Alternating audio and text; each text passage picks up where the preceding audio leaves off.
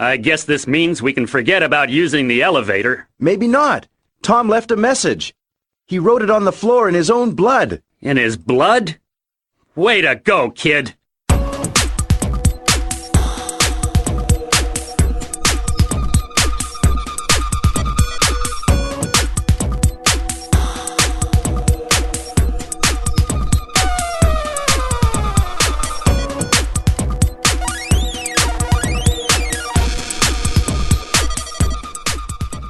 Hey everybody, this is the TMG Podcast. It's September 14 and this is episode 1, the first of many discussions about everything in video games.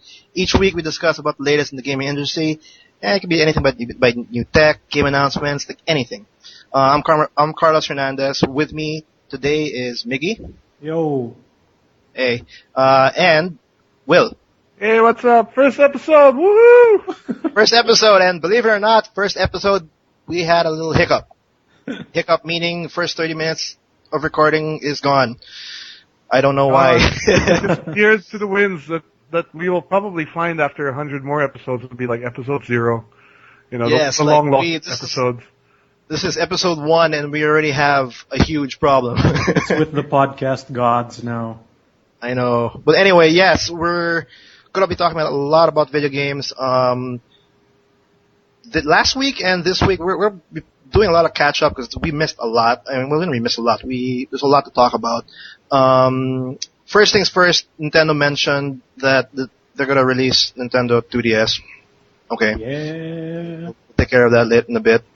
Another thing that was pretty big that's gonna happen next week is the TGS, and Sony had a press conference and announced the PS Vita TV. So we're going to be talking about that. And another big announcement, well, I think it's a big announcement. I don't know if I can say it's like a game changer, but it's going to be interesting. Valve just announced that they're going to have a Steam sharing feature, which is... I'm excited about it. I'm super excited about that. I don't think people understand what it is, but yeah, we'll take care about that in a bit. But the first things first, what we're playing in the week. Who wants to start again? Okay, well, what I've been playing real quick. I've picked up Project Diva F, the Hatsune Miku game for the PS3. Been playing that. I'm still playing Dragon's Crown on the PS3. Tales of the Abyss. Which again, Dragon's Crown. Dragon's Crown's great, fantastic. Tales of the Abyss on my 3DS, and I have the new Amnesia game on my Machine for Pigs in my Steam folder that hasn't been touched yet. You haven't touched it? Well, it's installed, it's ready to go, I just haven't bothered clicking on it yet, so hopefully next week I'll have something to report to you guys about that one. Is it, it looks like exactly the same game from what it seems like the Machine for Pigs, like it's so the hand with the lantern is walking into pretty much. I mean, it's the same. I mean, it worked well for that one, but this one's supposed to be a lot creepier, a lot scarier. I mean, with a name like Machine for Pigs, you got. Yeah, I know that the actual monsters or the things that you have to get away from is pigs, pigmen. I don't know who's doing this. There's probably some way to make pigmen scary. You know, I can already imagine it like kind of So it's a horror game of Tomba. Yeah, or you fight something like that. Oh, wait a minute. What about that, is it a rhythm game that you mentioned? Like the PS3? Yes, the Hatsune Miku game. It's the Project Diva F. It is a rhythm game. It's, kind of like, Rhythm Tengoku on the Nintendo systems. But it's featuring Hatsune Miku and her friends, her Vocaloid friends. And you can dress them up and put them in different concerts and do all their songs. Yeah, it's very moe, it's very, very fan servicey, but, you know, it's fun. Actually, the gameplay is actually quite fun. Like, I'm actually quite enjoying it. Is it what's the best way to describe? Because I can't seem to picture, the rhythm. There's actually a demo of it on PS3 that's free. Really? That's the one I played. It has 3 songs, and you can change the Vocaloids. It actually has quite a lot of content for a demo. How was it for you? It's okay. I played the PSP one for a bit too. Yeah, I mean, it's basically, you know those arcade games when there's like circles on screen and then things are flying and you have to kind of match your button presses to what's happening on screen? It's like that, basically. Yeah, it's really simple. Oh, and then but in the PS3, like you pretty much have an analog. You have to use the analog to. Yeah. Yeah, you push the face, the D-pad, the face buttons, and you flick the analog stick for certain things. So yeah, it's all like that. All right, cool. What about you, Mickey? Oh, I've been playing the Attack on Titan game on the Unity browser engine, and I've recently got Echo and Shadow of the Colossus HD for PS3. Oh, I played that from a friend. That looks really good. They did a good Yeah, job it's a with really that one. good port. And we're still That was waiting a- for The Last Guardian. I mean, God. Oh, you had to Guardian. mention it. Well, hopefully the Last Guardian can find our fucking lost file. Like, I'm sure it's in the The same Lost spot. Guardian. The Lost Guardian, exactly. At this Should be rate, able to though, find our lost it was announced when PS3 was announced. So that's what, 6 years already, and we still have. Yeah, it was in the same boat as Final Fantasy 13 and Gran Turismo was 5, right? Yeah, but Like- now it's going into the Duke Nukem Forever realm. It's moving towards that, which is not a good thing. No, but at least they didn't lose their development team, right? No, Because like They Duke lost Nukem, they their went through that whole director. process. I Their heard- director. I heard that guy's still there on a consultancy role, though. I forgot Yeah, his but name. then it went on hiatus again. Oh, so what's the latest on The Last Guardian? Nothing. Nothing. What are they saying now that why we can't play this game that I might consider not real? They keep saying it's not cancelled, but there's nothing. Yeah. on. But they haven't shown anything in a couple of years now. And in fact, that Sony press conference, a lot of people were expecting them to say something about it. And they said nothing about it. Nothing at all. Nothing at all. Nothing at I all. think it's a waste of developer talent because Eco and Shadow of the Colossus are great games. Well, Games that You have to look at it too from the point of view of the developer or like someone on the development. I mean, you've been working on this game for how many years and you have nothing to show for it. So how does that look Yeah. on your resume? So for even for the developer themselves, you've got to really love this project or I have a feeling Sony said like, can you hold it off for the PS4 or something like that? Because I'm That's sure that what I'm expecting. because the Japanese developers they tend to like have that long stretch of like we have like a 2-3 year developer span and just like we saw that with Square Enix and all that. I guess when they went that route and then they noticed that Sony is making up the PS4 like they're making tech and then they started asking can you move it to the PS4 it's not. and I guess It's not that easy though. It's not as easy as just saying just move it because I mean you're everything is built around the cell of the PS3. yeah Now I just they think have that they have to re-engineer the whole system again. So I don't know how long if that's going to add a significant portion of development time to it or what. yeah well I just think that that could have been a factor because they took long. Sony asked that question if they could like make it longer, maybe stay longer and then convert it. No, and you're kind of seeing like the pressure now. Like Gran Turismo 6 is being released on the PS3 still, right? I think that's At ridiculous the when they butt mentioned end Gran of Turismo PS3. 6. Yeah, and I mean, for me, it feels like okay, they had all this content ready to go for Gran Turismo 5, but they couldn't squeeze it in time for the, for before the PS4. So let's just release what we have and call it number 6. That's how Yeah, it seems and- to me. No, and I think it's just stupid when they announced Gran Turismo 6, which by the way, with my eyes, it looks exactly the same. And then they announced that Gran Turismo 7 will come out a year later. 1 year I don't later? see. Yeah, I heard like What? it'll come out next year. They said Gran Turismo 7 will be there, it'll be in the horizon. And like, okay, so I don't see the point with Gran Turismo 6. Like, all I see so far, which I think Gran Turismo 6 is coming out at the end of this year. I'm not too sure. They could have made it like a expansion of 5 at least. I'm considering it 5.5. Super Gran Turismo 5.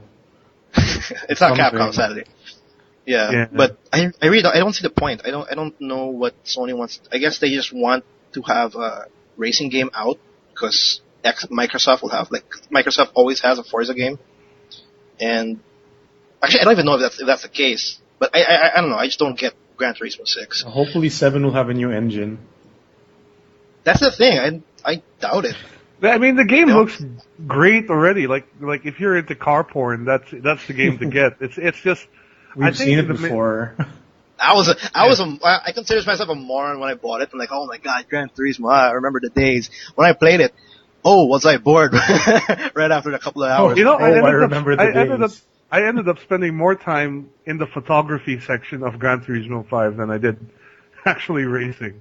Actually, Gran Turismo was actually the first game that made me have an image file on my PS3.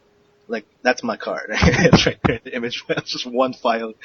I forgot the name of the car, too. That's how bad I am. You have to wonder at some of the choices they put in for certain cars. I mean, they had those old German, like, World War II Jeeps, like, in the game. I'm like, what the hell is this doing in this game? How many cars did they have in Gran Turismo? They had like 1,000. More than like, that was their something game. like that.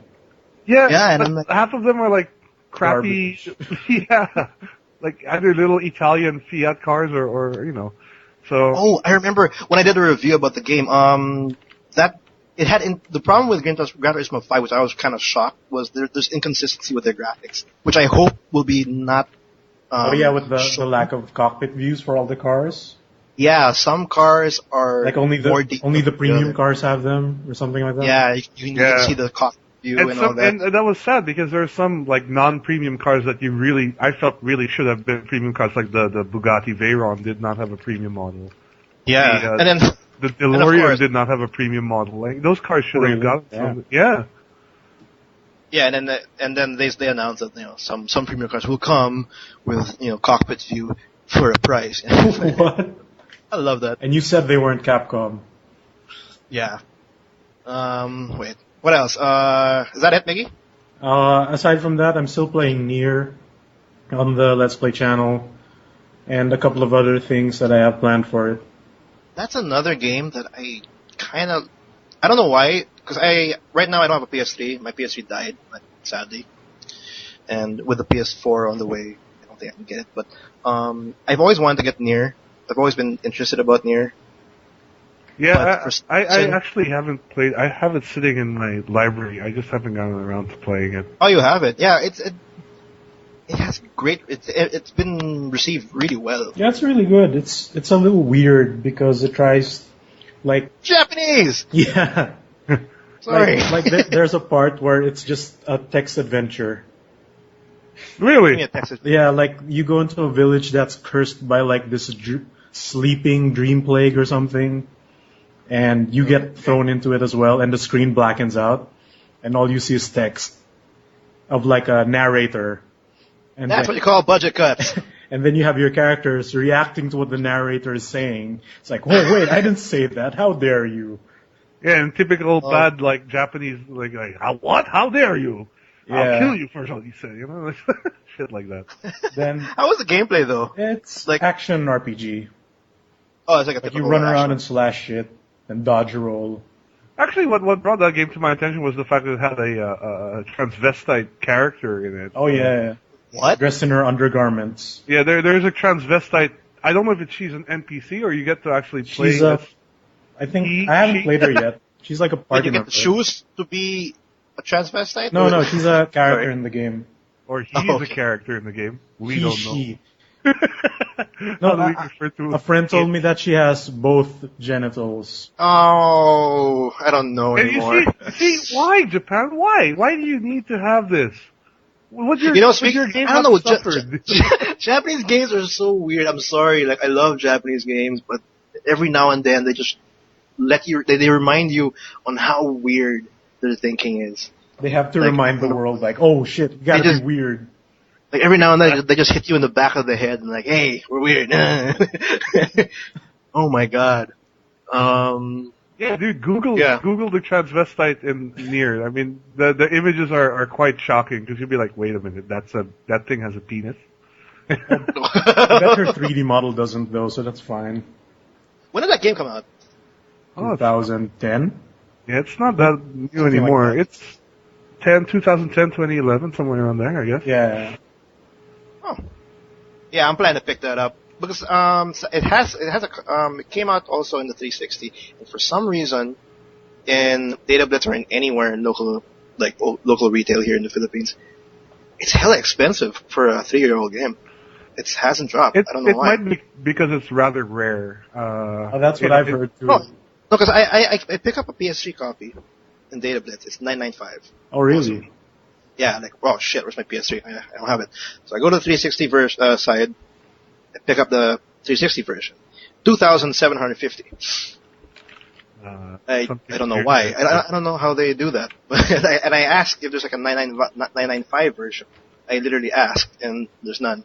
And that's already the Asian version.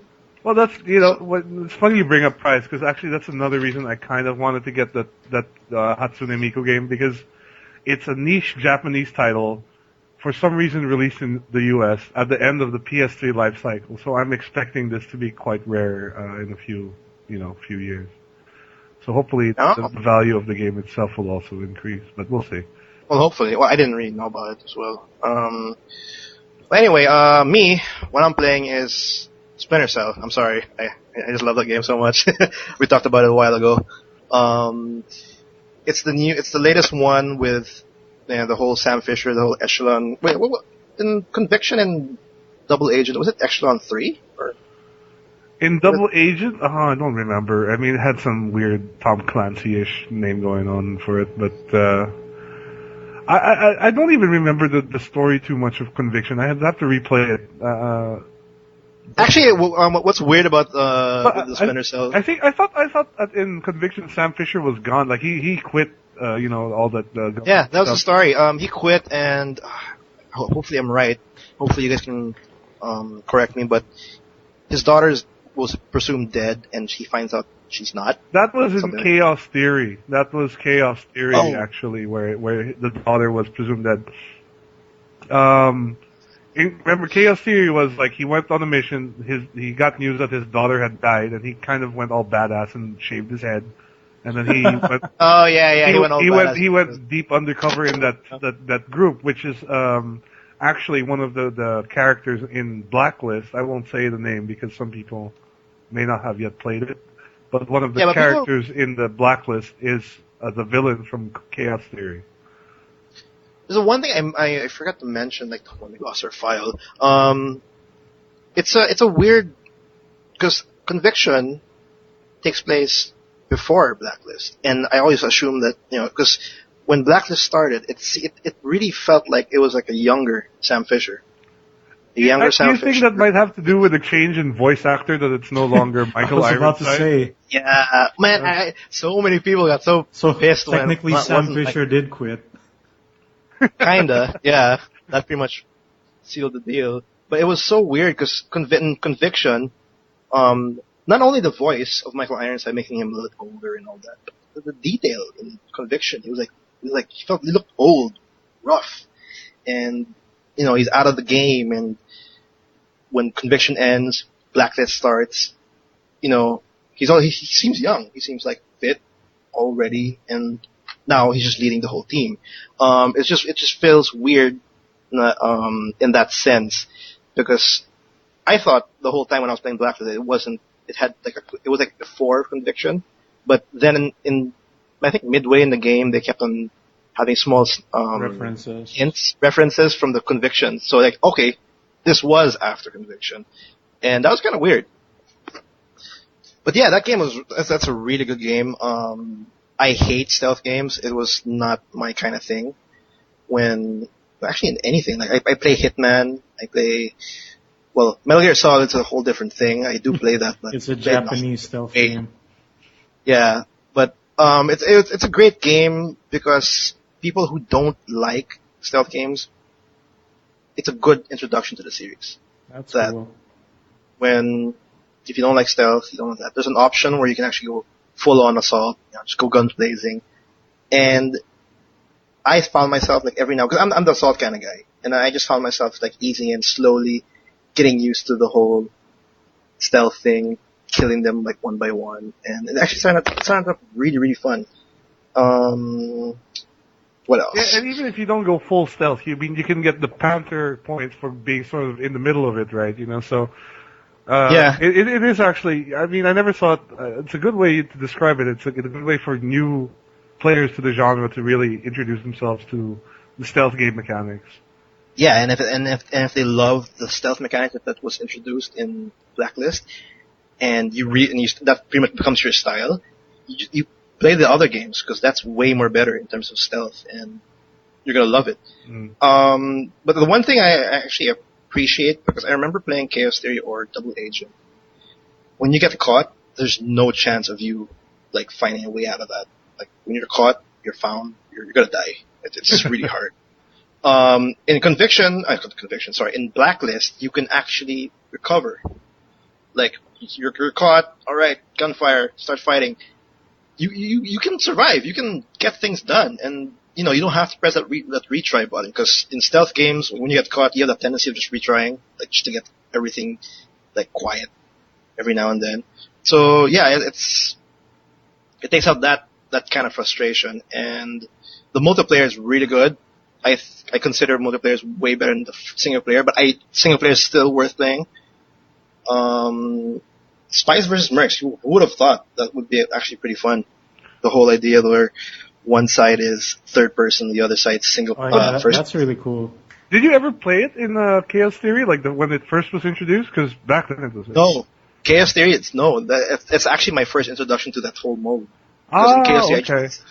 So I was really shocked. I was like, oh, it's a really cool cops versus robber kind of deal. It is. It's a fantastic mode, and you don't think it would work. You're just thinking about it or reading it on paper. You don't think it'll work, but it works great. Yeah, it really works really good, and I'm not done with it. Like, I finished the game yesterday. I finished the single player yesterday morning, and it's okay with ending goes like.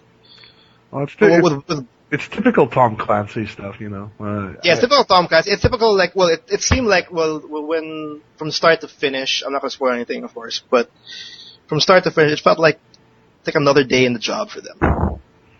Like, when it ended, and okay, cool. It's fine.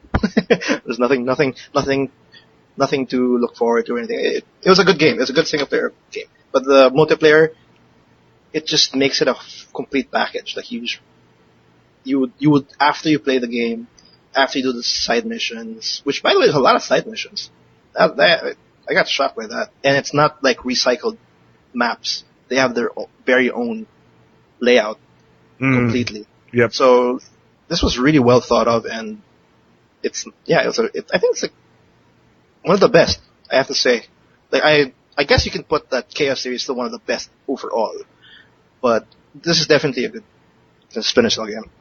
Yeah, absolutely. They kind of really as a very old Splinter Cell fan, like I wasn't very happy with Conviction and how they handled the more action oriented Sam Fisher just wasn't as appealing to me as the old fashioned methodical stealthy Sam Fisher. So now that they've kind of brought him back into that role, it's a lot. I'm enjoying the game a lot more, and I feel it's kind of back to the old school in a way. Yeah, it's not quite back to the the old school. Like they're still, now it's a lot more forgiving in sense. Like you can still go cowboy and kill everything you see, right? But it feels that they're kind of saying like, oh, we kind of messed up, so let's bring back what was good about the older games and integrate it with what was good in the newer stuff instead of going completely one side or the other. Yeah, that's true, and. It was just a good mix. Like they got what I needed out of Conviction, and they just passed it on to what everybody loved about the series as a whole. And then it was a good mix. It's really good. Whoever hasn't played it, do check it out. It's really, really good. Worth your money, definitely. I think is that it? Is there anybody else wants to pass on? Yeah, let's get on. Let's. I think I have a lot to say about the 2DS, so we should probably get to that. Is that hate? I don't know. Yeah, the Nintendo 2DS was announced. When was it announced? It was 2 weeks ago? Announced. Yeah, about 2 weeks ago, I think it would say. About 2 weeks ago. Here, I have the date here. 8/28. So. Oh. Okay. Last Anyway. week of August, basically. Yeah, rundown. Nintendo 2DS is pretty much a cheaper, more affordable version. I guess that's like the short description of what it is. Well, I think the big thing is it's no more clamshell and it's no more 3D. So, that's my biggest gripe. I'm sorry. Like I know why they're going in this direction, but still, it's like it's really felt like when they introduced the Nintendo 3DS, okay, cool, people bought it, and then they just felt that it wasn't good enough, and then they just decided, oh, let's take out all the features we were hyping up, and then go back. Like it really felt like they're going 2 steps backwards with how this design looks. But and go.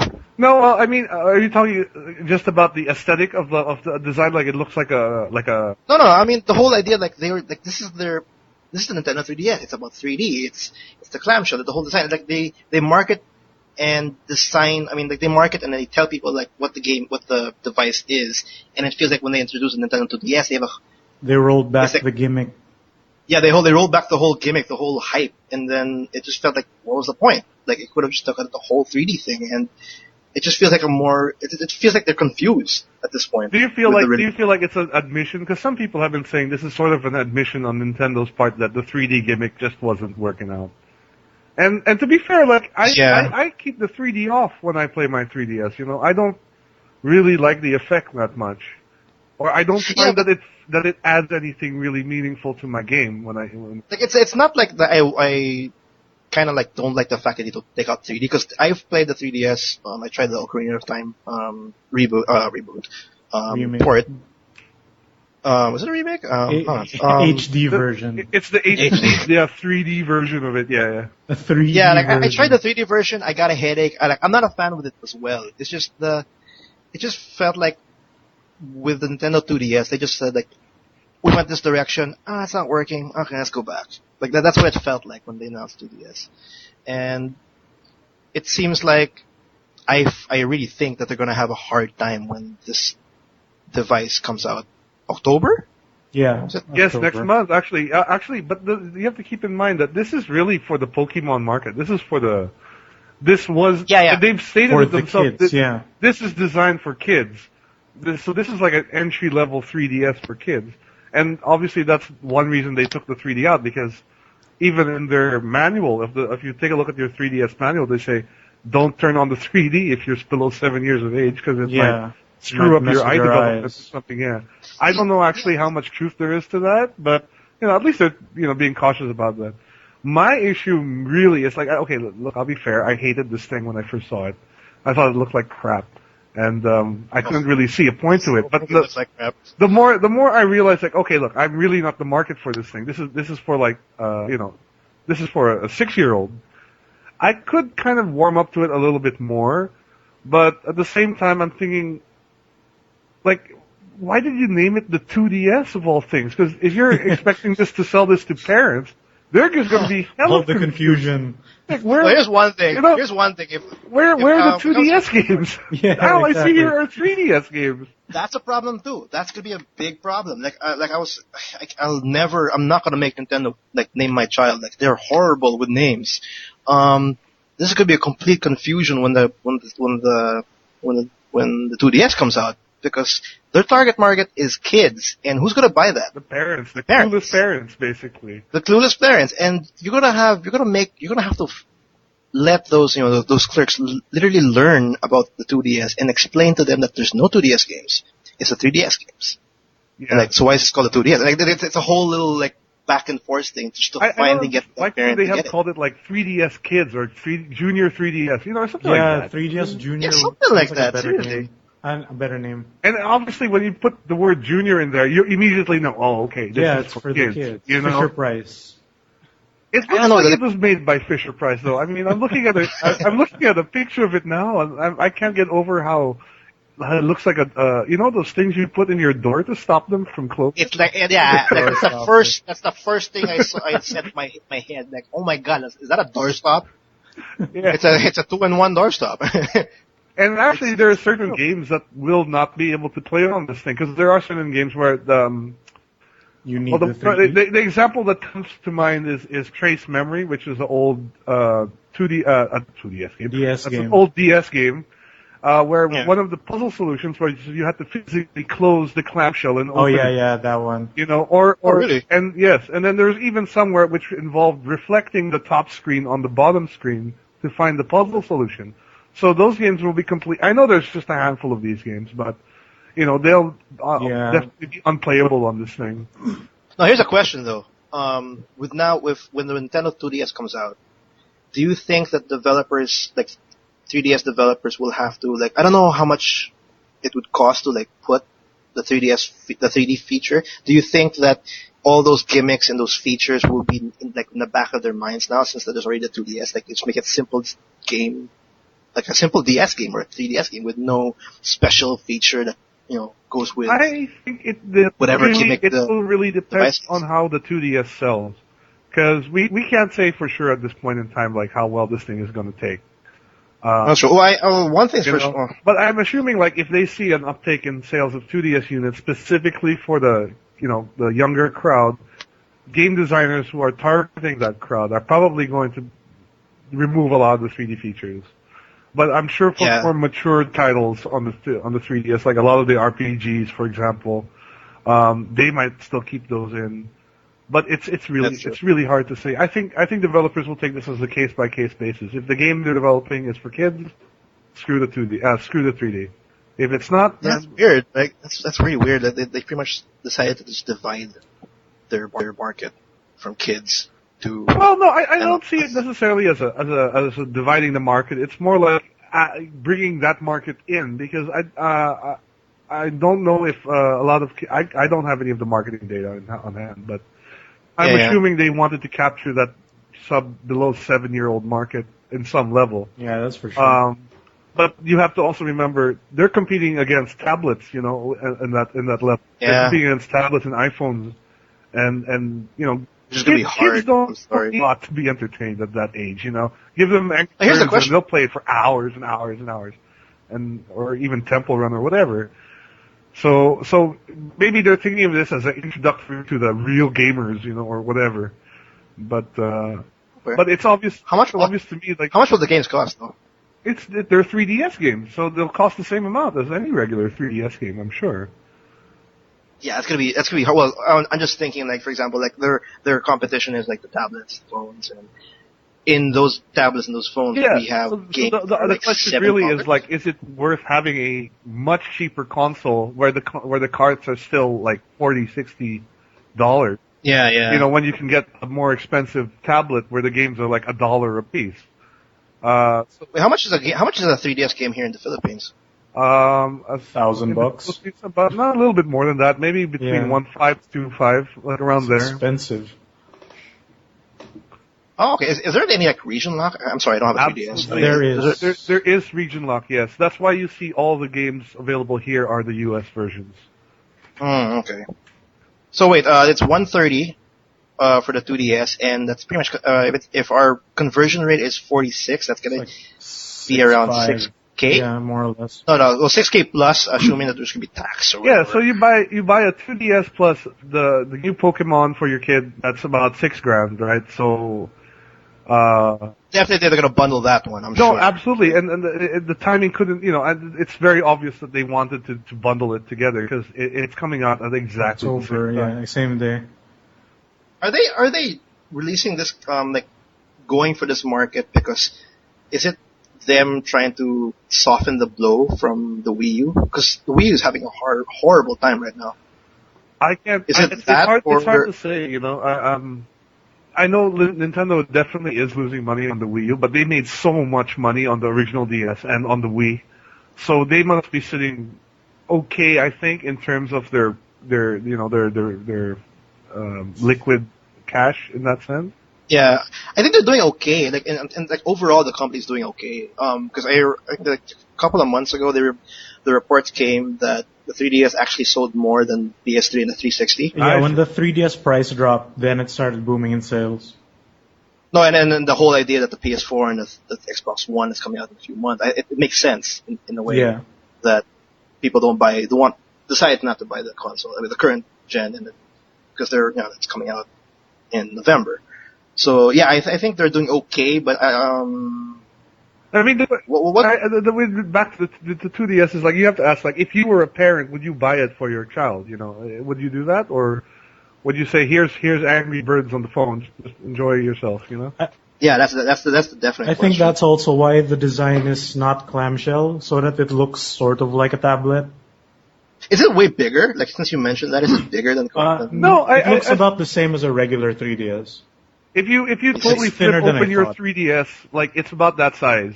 So, Oh, okay. but you know, Can you put this in the pocket though? And you can put just yeah, well, the that's 2DS the thing. pocket? It's not gonna be, you won't be able to put it in your pocket. I don't know what they expect kids to do. Well, kids never put anything in their pocket anyway, so I have no idea. I just assume they have a bag. Yeah, but I think remember the trailer had like a little zip pouch.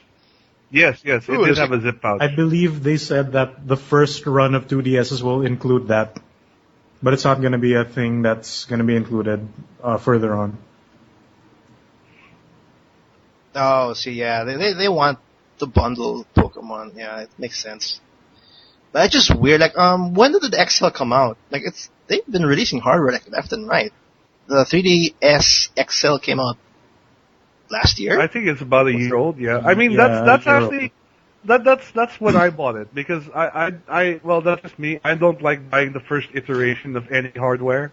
So even Yeah. with the PS4 and the Xbox One, I'm probably going to wait until they release a slim version or whatever. Yeah, I'm gonna probably laugh at how much it's gonna be here in the Philippines. Oh Lord, yeah. Oh my god, it's horrible. I think the PS3 when it first came out here was like 40 grand. But you have to remember the PS3 when it was first released was even $600. yeah $600 in the U.S. Well, that's true. So- That's true. You know, Sony had a bad time back then. They managed to Ugh. bring themselves back up from there though. But Slowly. I remember there was a point in time when they were just the laughing stock of the video game industry. Yeah, Ridge Racer, like. Yeah, and then the giant. Ah, I Ridge can't Racer remember and that. Giant enemy crabs. Giant enemy crabs. Jesus. If you do this, when it's, I can't You hit remember how its that was a weak horrible point. presentation. Massive, Yeah, yeah. it's weak. It's massive damage.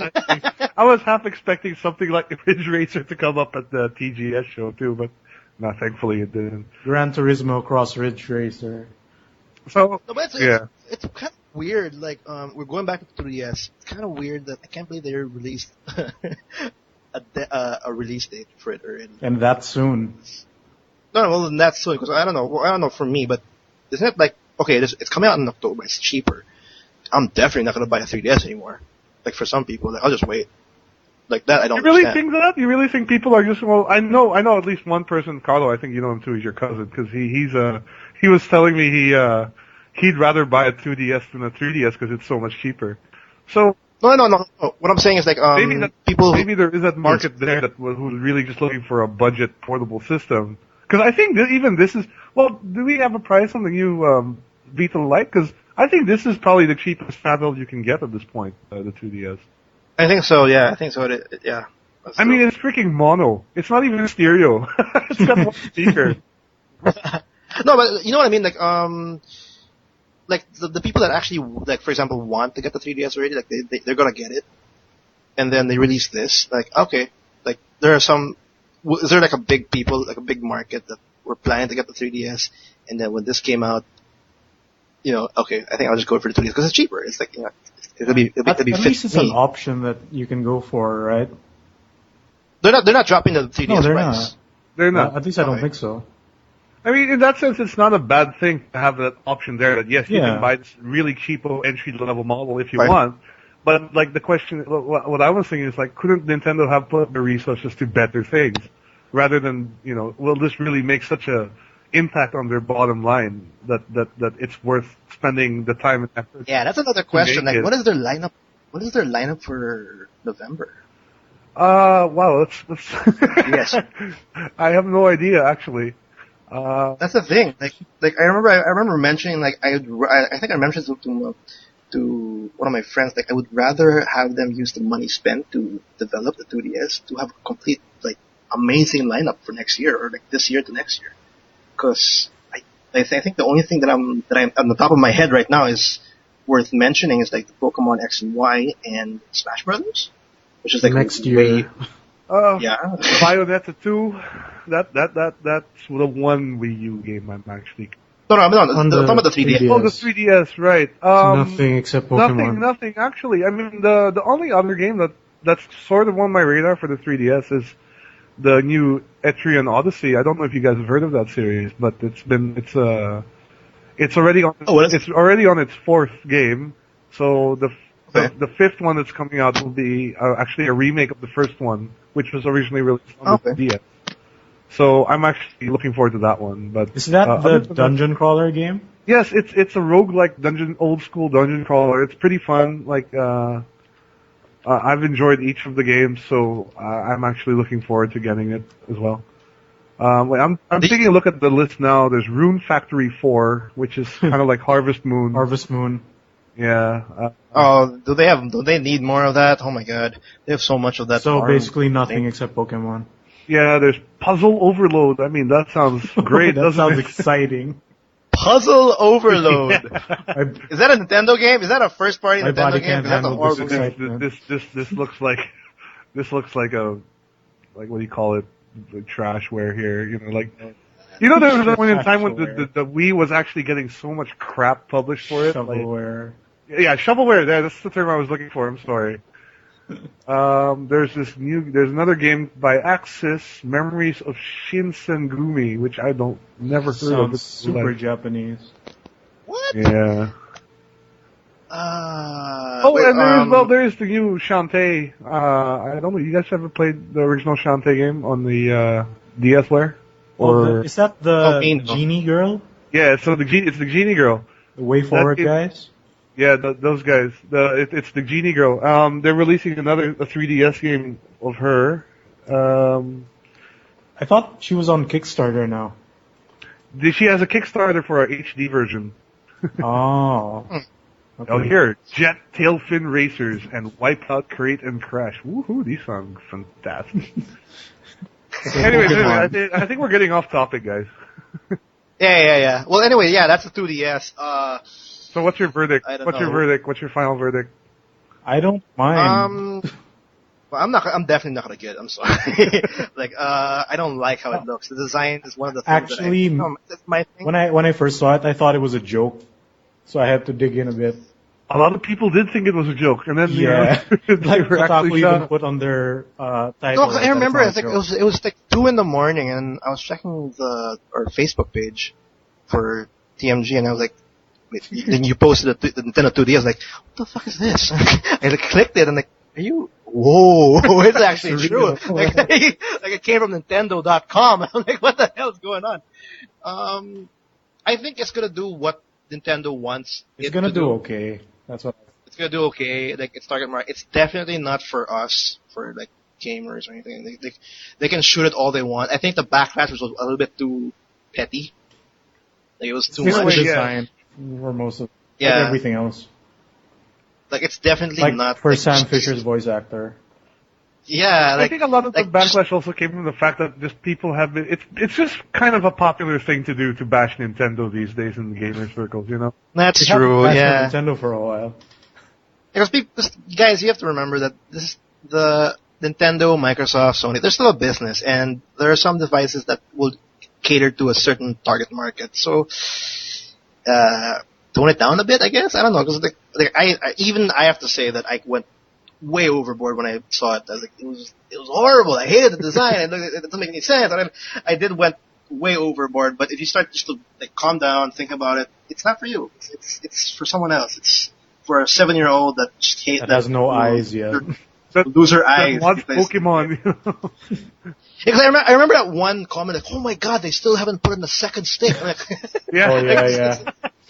those are personal petty things you're saying already. Like, So I think it'll do well. It'll do fine. I think. Yeah, that's my I thing. Yeah, agree. I just think I agree. there's a big problem still with the 3DS with their lineup Yeah, for sure. or Nintendo in general. Nintendo's always been saying that they want a strong third-party support. It's not. Where is happening. that? It's like I think they were on board, but they did something and they just decided to like jump ship. I just thought of another 3DS game that might be a big. It's the new Phoenix Wright game, the Dual Destiny. Oh yeah, which that one. Oh, that's gonna be digital interesting. only release. Which will digital only in the West, which is BS. I don't know what Capcom is thinking. You mean 2BS? Oh, I'm excited to talk about Capcom. We're going to talk about it in TGS in a bit because they have another game. Oh, final thoughts on 2DS. The design. At first, I was like, "This is bad," but the more I looked at it, it looks more comfortable to hold than like the DS or the current 3DS, with like the gap. I don't the know. gap Well, between we'll see. the We'll see. circle pad and the shoulder buttons. But yeah, I like the clamshell design more. No, since you mentioned the clamshell design, like another point to show that it is really not for you. It's harder to break. Yeah, it's Fisher Price. More, yeah. Well, see, how do you say that it's harder to break when the screen is constantly exposed? You know, That's the thing. No, I'm just saying that, like, thicker. I know because the 3DS, the clamshell, the hinges. Oh yeah, of the those clamshell, break when those are the most common causes of problems with the 3DS, and that will definitely not happen with this doorstop design. But it's so much easier to spill drinks on it now. You know, I mean that's the. Maybe it's waterproof or something. Compensate for the lack of 3D. I strongly doubt it. Dude, if it were waterproof, I'm sure you have to buy it as an add-on if you want it to be waterproof. If it were waterproof, I'd so buy that. I'd so buy one and bring it to the beach. You know, I'd be playing like Mario underwater. Dude, what are you doing? There's a shark. Wait, I gotta catch this Pokemon. Okay, my final. Is that looking good? Huh? Oh no, sorry. Go. Yeah, my final ahead. thoughts on the 2DS. I'm pretty much on the same boat as all you guys. I saw it. The first time I saw it, I thought, "What the heck are they doing?" The more I thought about it, the more I realized, yeah, okay, they've got an idea here. Now, I'm just wondering whether this is an idea that was worth spending how much they spent on, you know, prototyping and developing this thing. So, you know, fingers crossed for Nintendo. I hope this works out for them because, you know, I really feel bad for them these days. You know, they need it. I do want them to have a bit of a bright spot within this console generation. No, it's brutal. Like this year's brutal, and you can see like Nintendo just taking the blows left and right. And I think the Nintendo 2DS is one of their ways of just trying to get up there. Yeah, and I hope it works out for them because I really want Nintendo to get back up on their feet. I really want them to have a good, you know, get the Wii U going again and everything, you know. So yeah, I'm hoping this works out for them. Anyway. Well, anyway, yeah, that's Nintendo 2DS. It's gonna come out October. Some 16, 12, whatever. 12. October 12. Like, and I don't know when it's gonna come out here in the Philippines. Hopefully, it'll come out the same day as everybody else. $130 suggested retail price. Yeah, that's gonna happen. You know what the 3DS is doing, right? It's doing better than the Vita. Ooh. Oh, really? Oh, yeah, it actually is, yeah. Which is the perfect time to segue. Yeah. After this break. All right. Let's have a little break We'll take a break.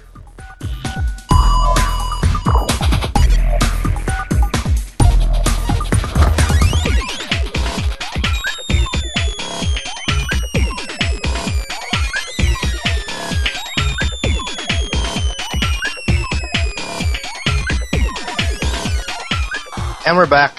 We're back. Yay! We're back. That was a good first half. It was a good first half. I actually thought that was a good first half, and we had a little hiccup losing 30 minutes. Yeah, I'm going to say it again. Yes, we lost 30 minutes. First 30 minutes. I'm just that, you know, bothered by it. So what are your thoughts on the 2DS? Didn't we cover this in the first half? Go rewind the podcast if you want to hear our thoughts on the 2DS. I'm sorry. Yeah, like you skip a couple of minutes about the 2DS. Before we hit like the other mains, like the TGS and Steam sharing, is there any like you want to jump in news for a bit? Like what happened this week?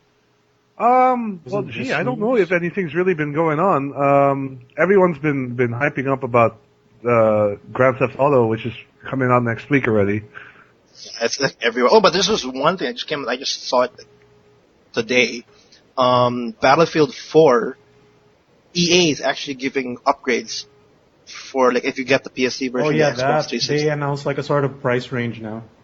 Yeah, like because Call of Duty Ghost, Activision announced I think a month ago or a couple of weeks ago that if you buy Call of Duty Ghost for the PS3 or the Xbox 360, and you can upgrade you decide, to the PS4. Yeah, you can upgrade to the PS4 and the 360 version for I think $10. PS4 or Xbox One version, you mean?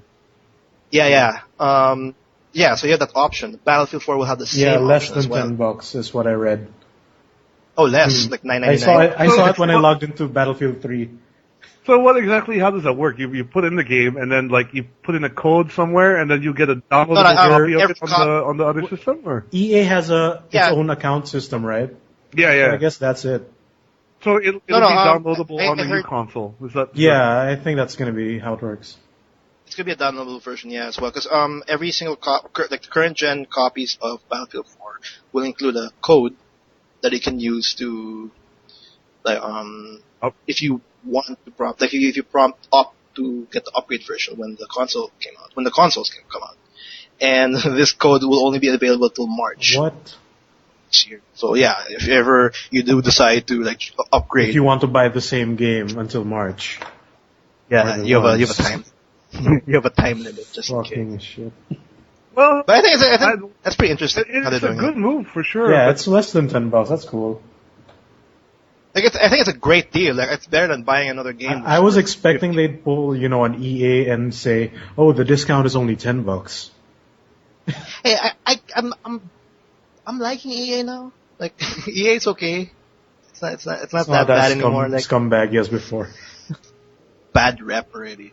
Well, they have a So- lot of work to do. I mean, they've made it no secret that they love microtransactions. They love microtransactions. Oh, did you play Dead Space 3? That was horrible. I did. I mean, even as far back as Battlefield 3, how they bit-pieced everything up, and I love Battlefield. Battlefield is one of my favorite series. Oh yeah, Battlefield. And Yeah, I am so looking forward to 4. Although I'll be buying it on PC, so I won't have that problem with the upgrading or anything. I mean, I've always been a keyboard and mouse guy, so I cannot play that game on the console. I'll just die.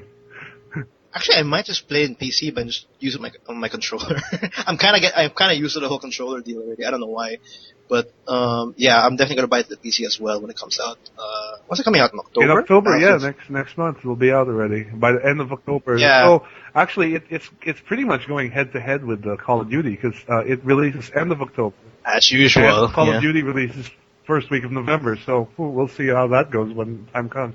Oh, Call of Duty's first week of November. Is that November 4? I believe so. Yeah, Call of Doggy. I'd like to say, Call of Doggy. Anyways, yeah. So I don't know any other news really that's been going on. It's been kind of slow in that this week. I mean, all the major releases have been already announced, so people are just waiting for Grand Theft Auto next week, and then Yeah, that's gonna happen. That's gonna be crazy next week. And but I think I kind of want to mention that this is a great deal, like the Humble Bundle. If anybody just wants to check that out, it's great indie games. Sadly, I'm not gonna get it because I already have all those games. But they have the Humble Bundle 9. Humble Indie Bundle. Humble Indie Bundle, and it comes with. Hold on, I don't know why I don't have it up. I got it. It comes with Trine 2, with DLC. It comes with Mark the Ninja. Eats Munchies Beta, which I've actually never heard of. It comes with Brutal Legend. Yeah, Brutal Legend's cool. FTL, Fast and the Light, and Fez.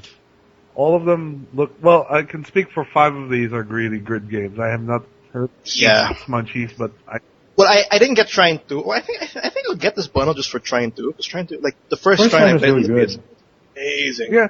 I love that game. Why get the bundle if you just get Trine 2 on its own? It's on Steam, so. It's still $1.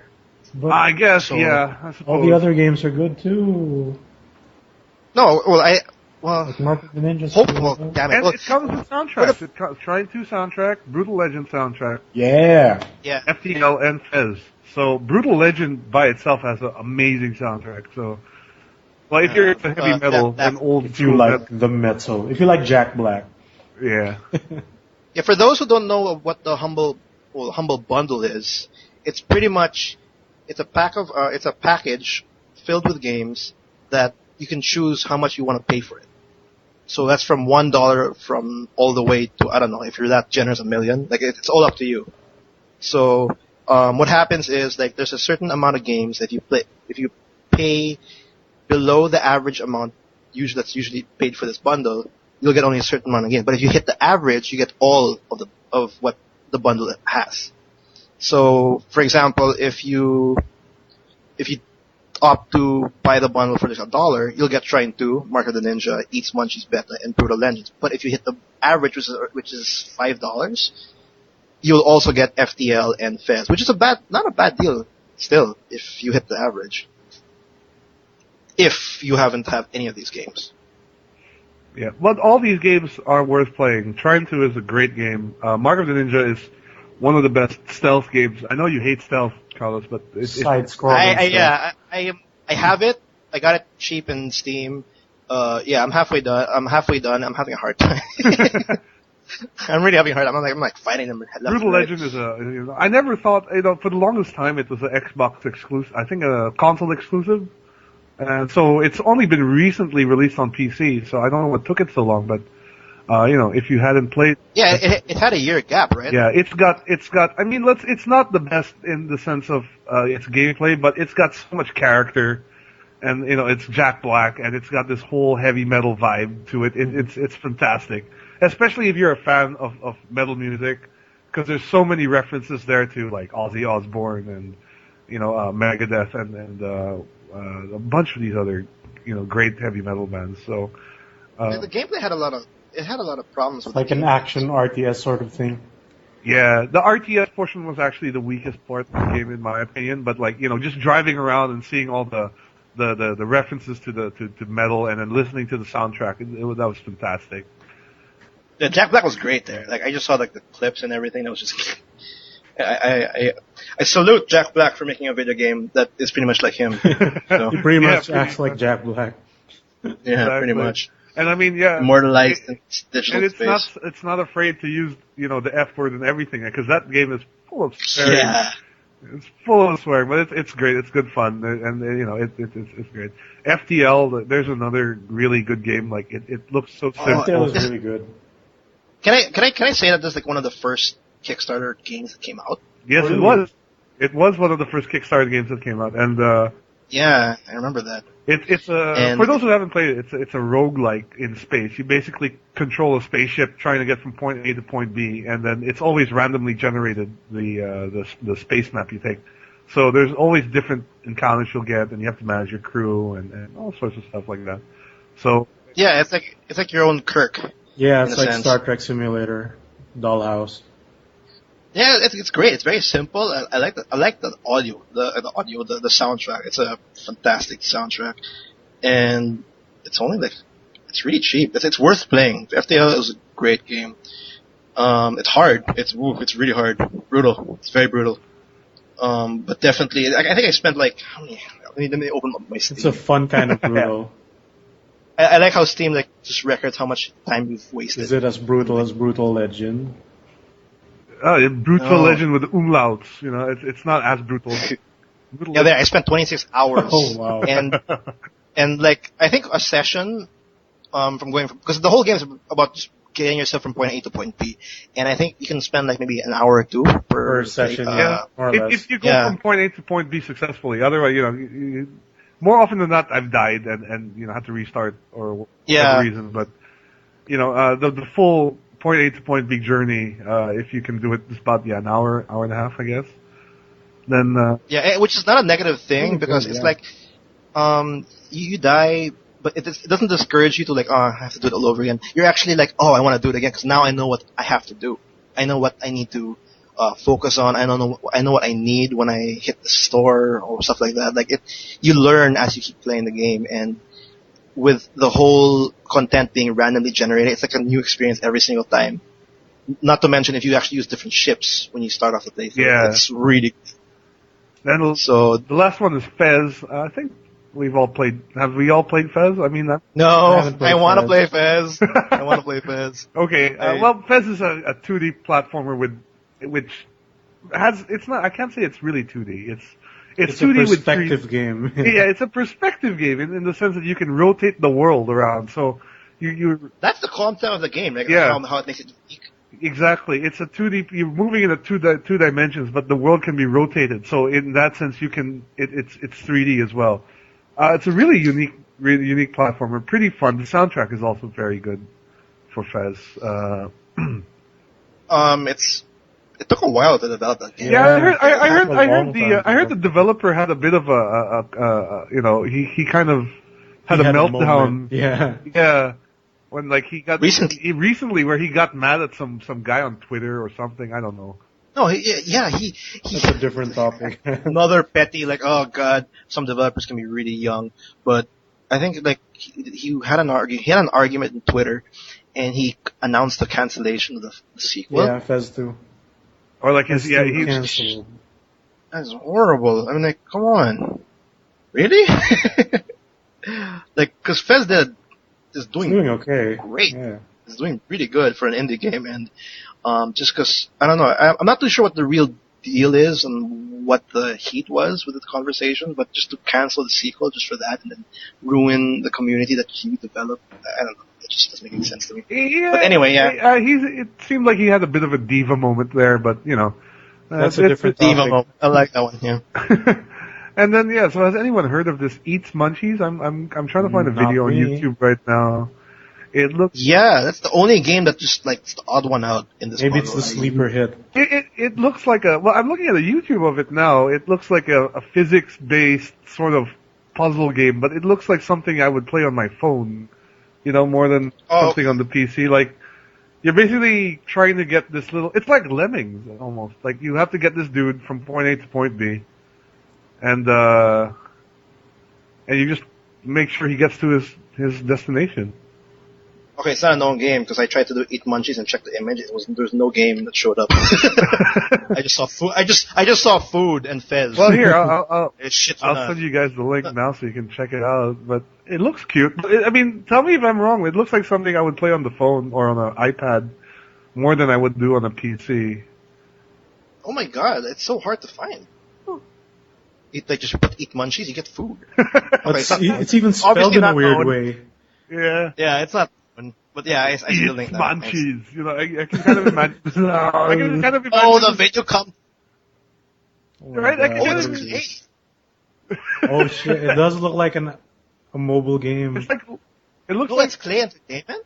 Wow. I'm sorry. I'm really liking Clay Entertainment right now because they're the ones who made Mark of the Ninja and Don't Starve, and they've been Well, they made like Don't hitting. Starve. That's cool. Yeah, they've been making really good games. So I'm kind of excited for this for some reason. It looks weird it though. looks like Lemmings to me. If you ever played the old Lemmings games, where you know the guy was just the lemming was just moving in one direction and bumping into walls, and your job was to sort of make sure that they got to the end goal by doing all sorts of stuff. Yeah, I get it now. I see the gameplay now. It It looks looks okay. okay. Yeah, but yeah, you're definitely right though. It's something I'd play on a tablet. So Yeah. there's Eat Munchies. Guys, if you Yeah, want to that- check out Eats Munchies, just YouTube it. Make sure you spell Eats correctly. That's EETS. It's gonna be in the description post. Or you can go to the Humble Bundle. Just get the channel. damn game. Find out for yourself. No, the Humble Bundle YouTube channel, because that's technically where the YouTube video is. Oh yeah, It you're doesn't have right. its own- Cool. So yeah, but yeah, definitely if you have like extra change roaming around, these are great indie games. It's just $1 if you really, if you're short or anything. Getting Trine 2, Mark of the Ninja, Eat Munchies, and Brutal Legends alone, I think is worth your Until money. when does this humble indie bundle last? 11 days. Starting We've got- from 11 days, Saturday. starting from today, really. Yeah. today. Okay, cool. That makes like In 3 hours, it'll be 11 days. So it's until tomorrow, Saturday, yeah. Anyways. Yeah, I love Humble Bundle. That's how I got Dead Space. You get the EA bundle, the Humble Bundle EA, the really nice bundle where it included Dead Space 3, Dead Space 1.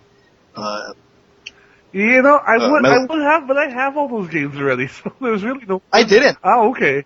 I was so happy. Like, oh my god, $1 for all this shit. Oh yeah, that surprised me. EA being nice. Yeah. I didn't want to buy Medal of Honor because it looked like shit, but for $1, why not? Medal of Honor And- is like, it's one of those games you can just sort of say, they made it by the book. Like, they say, okay, wait, Call of Duty has shooting? We'll have shooting. There's no soul. It has no soul.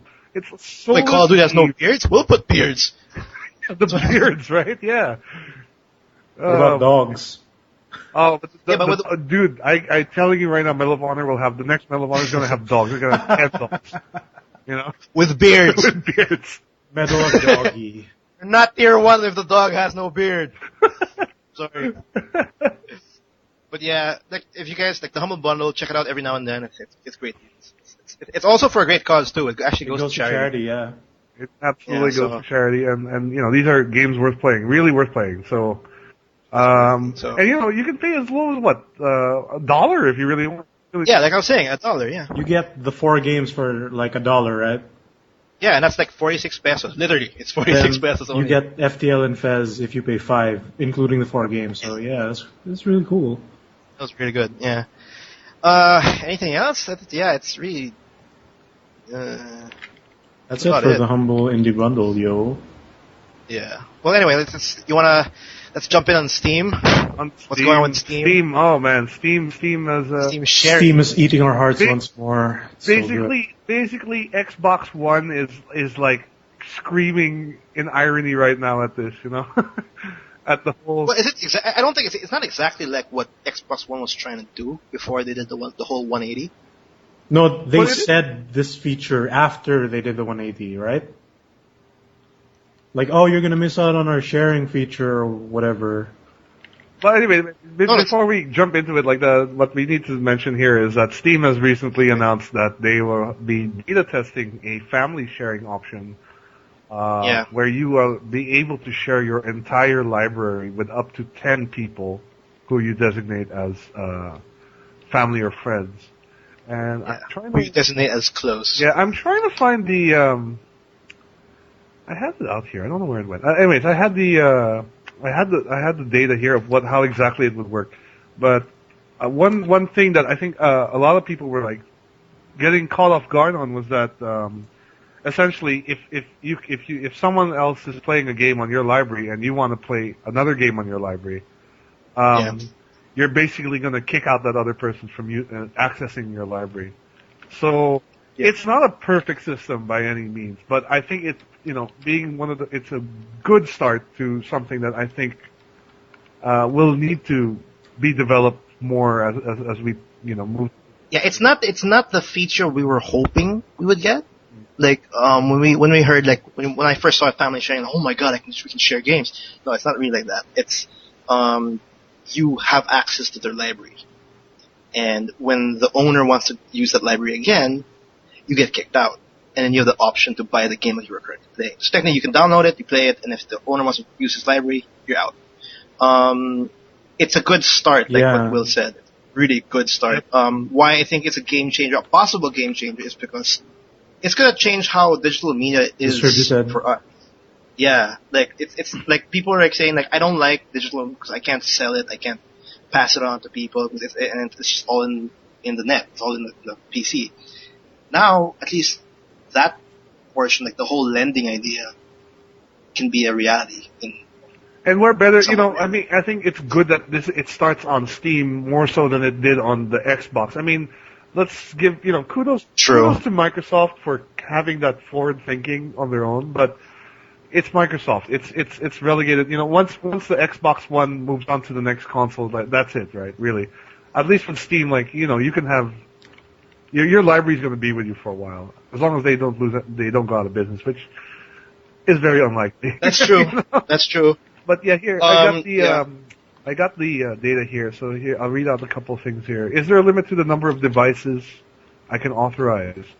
A Steam account may authorize family sharing on up to 10 devices at a given time. So at any given time, you can have 10 people checking out your library. Well, not at all at the same time, but they'll have access to it. Libraries are shared and borrowed in their entirety, so it's not like you can lend them specific titles. It's everything or nothing. Yeah, I believe it's those online games, the subscription-based games. You cannot share that one. And I think I'm not too sure about the rest, but those kind of games that those are you can't really share. Yeah, here some Steam games may be unavailable for sharing.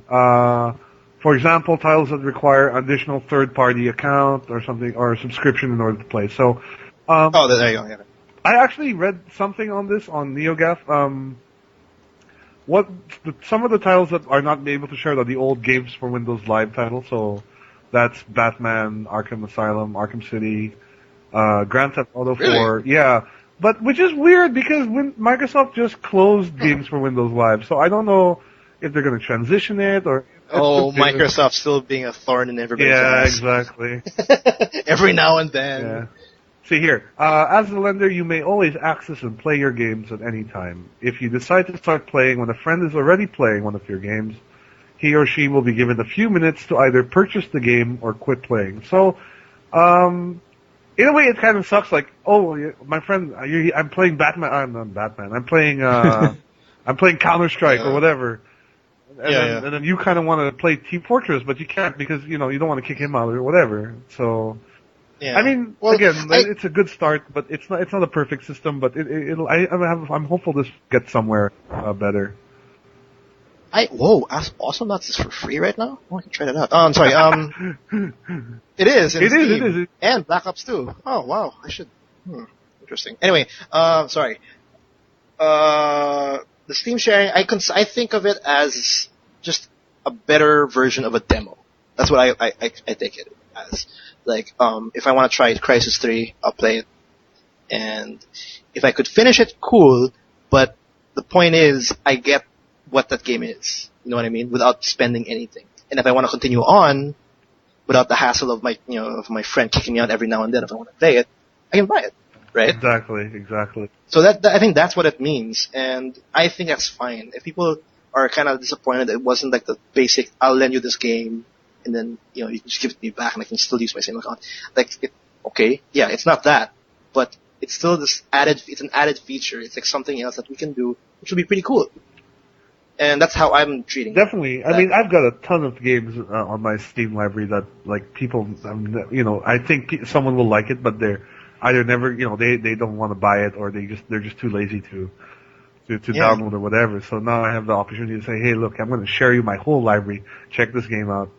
It's a good way also for a lot of these indie titles to get recognized, I think.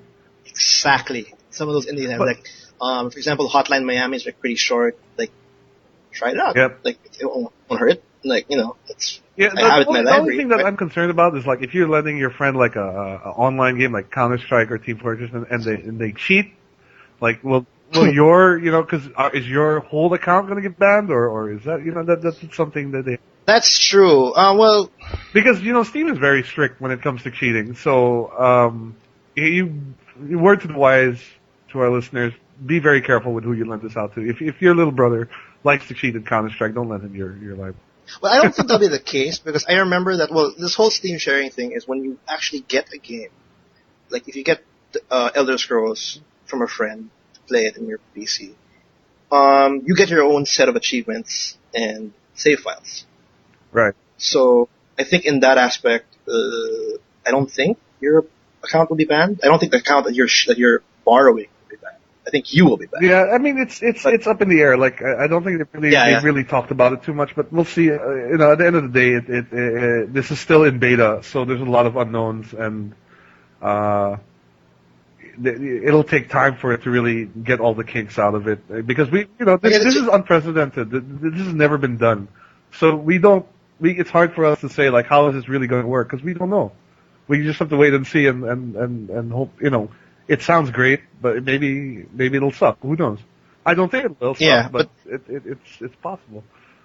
And it's also good to point out that this is actually from them announcing this is pretty much us, like, them telling through their whole community that this is actually the direction that they might take. And depends on how it goes, that's how it's going to be in the future, where we can actually lend games left and right and all that, and it's going to be crazy. But yeah, I like the fact that we're seeing that kind of small bits of this feature slowly getting implemented, and the whole digital mean will be completely different. Like in a couple of, not in a couple of years, but maybe just like in a year or two. Hopefully this will change. This will, like, flagship.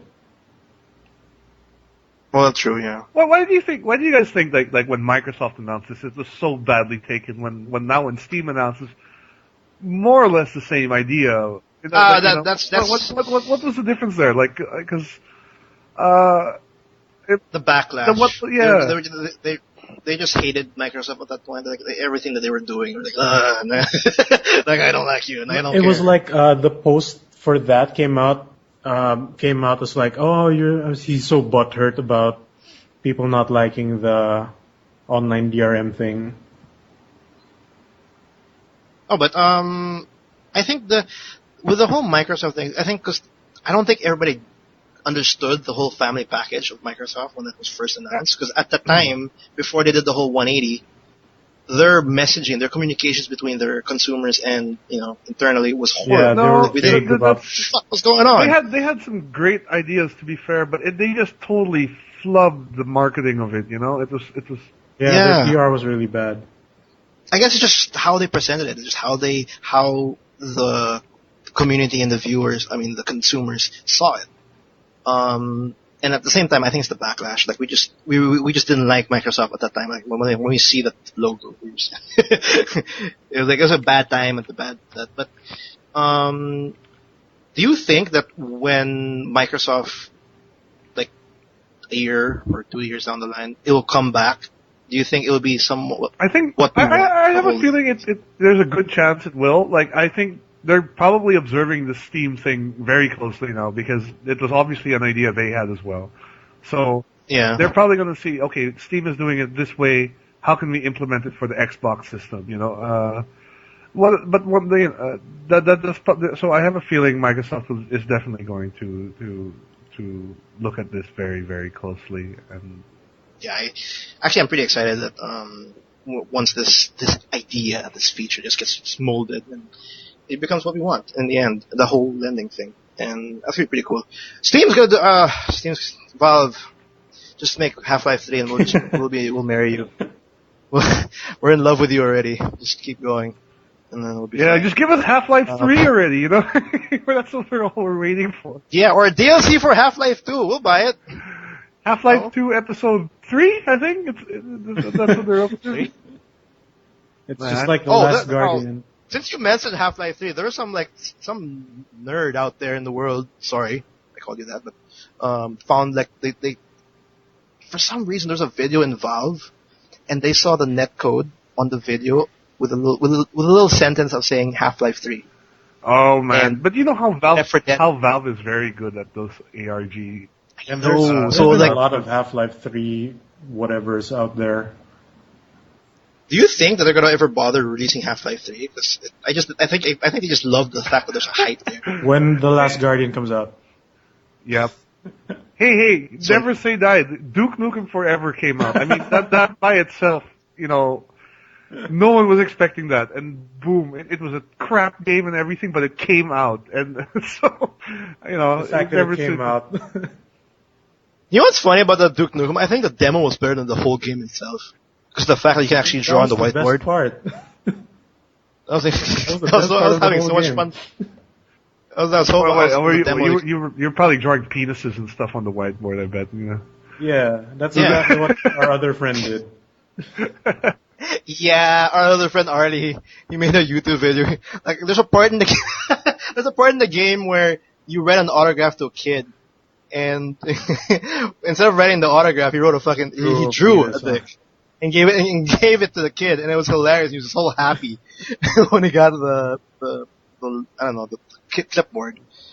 That was a horrible game. It was, but the humor was I don't know. People say it was too old-fashioned already. I loved it. I love the humor in that. Yeah, game. the humor was okay. It's just that, Like there's another part in that game where you literally get a chance to pick up a piece of shit, and then you can just throw. And you throw it. Yeah. In the demo too. That was also in the demo. That's why I was saying the demo was actually better than the game because the best parts were just there. Yeah. Anyway, yeah, Steam. Hopefully that goes well. I think it's about time we go to TGS. Oh wait, which is last bit on Steam. I just bought the Humble Indie Bundle right now. Woo! Oh, cool! Charity. You're not my for you. You're not my friend in Steam. I had by the way. $5.25 left. 5.20. Did you get the $1? I got the $5 one. I had $5 left. Oh, sweet. Hey, are you guys? Out of curiosity, are you guys collecting these Steam trading cards that have been going around? Have you? I was playing around with it on the summer sale. Yeah. It's stupid. I did. I don't see the point. I was like, wow, they've made a game out of playing games. It's crazy. Is it a game? It's more like a collection. Yeah, but I mean, the whole aspect of collecting cards is in the game in of itself, like you're. Oh well, then yeah, okay. Have you seen? And to be fair, the art in some of those cards is pretty nice. Like I have the BioShock Infinity card sitting in my inventory. I love the art of that thing. So. I have that was pretty cool. Like when the summer sale came out and the card feature came out. Oh well, whoever doesn't know the card feature in Steam, it's how do I explain that? Basically, as you play a game, you get trading cards, essentially. So after you get a certain number of cards, depending on the kind of game it is, if, like, for example, for Team Fortress, you'll be eligible for a booster pack if you buy in-game items. But for some games which doesn't have in-game purchases, you just gotta keep playing. And eventually you'll become eligible for another booster pack of cards. Which is like random, like every now and then you just get it. And then if you complete the set, then good for you. You've completed the set, and you get a badge for it. Yeah, good for you. I completed some Become a sets, by the Pokemon way. master. I was able to complete some sets, and when you complete a set, or like the badge, you get a badge, and your account levels up. Whoa. Yep. Your account levels up, but it doesn't really do anything except it's just like your It's like achievement. Yeah, Like you're not getting +5 in power or anything like that. You're just getting extra. You're getting extra features, like you can now showcase your best achievement or whatever, or change your background image in your profile. It's stupid shit, but it's there if you want to do it. I did it. I completed a couple, and I really. I don't know, abuse, but more like I did all those games, like, cause you can actually get those cards, not actually play in the game. You can just all you gotta do is turn on the game, and you'll get the card. It'll show up in your inventory. Like I opened up Saints Row the Third because it has the card thing, and I didn't play it. I just left it on the menu screen, and had breakfast, and I got the cards and all that. But yeah, you get the cards, and you can actually sell these cards for real money. What? Yeah, they go to your Steam wallet, basically. Yeah, you go to your Steam wallet. Don't worry, cool. it's not like you get $2 or $5. It's really cheap. Like you get like 20, like it's like 11 cents, like for some But yeah, cards. if you don't That's care about the cards, real money, yo. Yeah, if you don't care about the cards, That's really you can add good. up to $1, $2, and then when Steam Summer Sale, Yeah, exactly. When the humble bundle. Yeah, because what I did was, my first batch of cards, I sold all of them, and I got $3 out of it. Because at the time, like the card system came out, the cards were hot. They were like selling for 40 cents a pop. Now it doesn't sell for 40 cents. yeah, now everyone's got cards, so like the value has really gone down and stuff and whatnot. Yeah, and with that, what happened was the $3 became my money to buy Hotline Miami, which was like 75% off, which was like $2.50. So that was a cool thing. So, yeah, cards for Steam. Yeah. I don't know what else I'm gonna add into this Steam.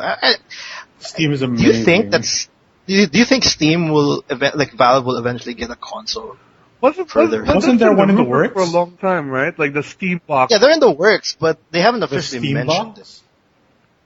it. I mean, The XI. essentially, it's just going to be a PC that is just plays Dedicated Steam to Steam, yeah. I think Yeah. they can do that. Yeah. Because they have this whole big picture thing Yeah. where it's On HD TVs, a Steam menu. HD TV and it's suited for your controller. And I think that we're gonna see some kind of console or some kind of hardware in a couple of years. Like they're gearing up for that. It seems like. And shit, I'm all on Yeah, board dude, with that. I'd get that. Yeah, I get that too. But yeah. Anyway, yeah. Steam's sharing, that's pretty cool. You wanna talk about TGS now? Well, yeah, sure. We can talk about TGS. Maybe you want to have another break, real quick first. Yo. Yeah, that sounds good. All right, we'll be I'm back, ready. guys. Back in.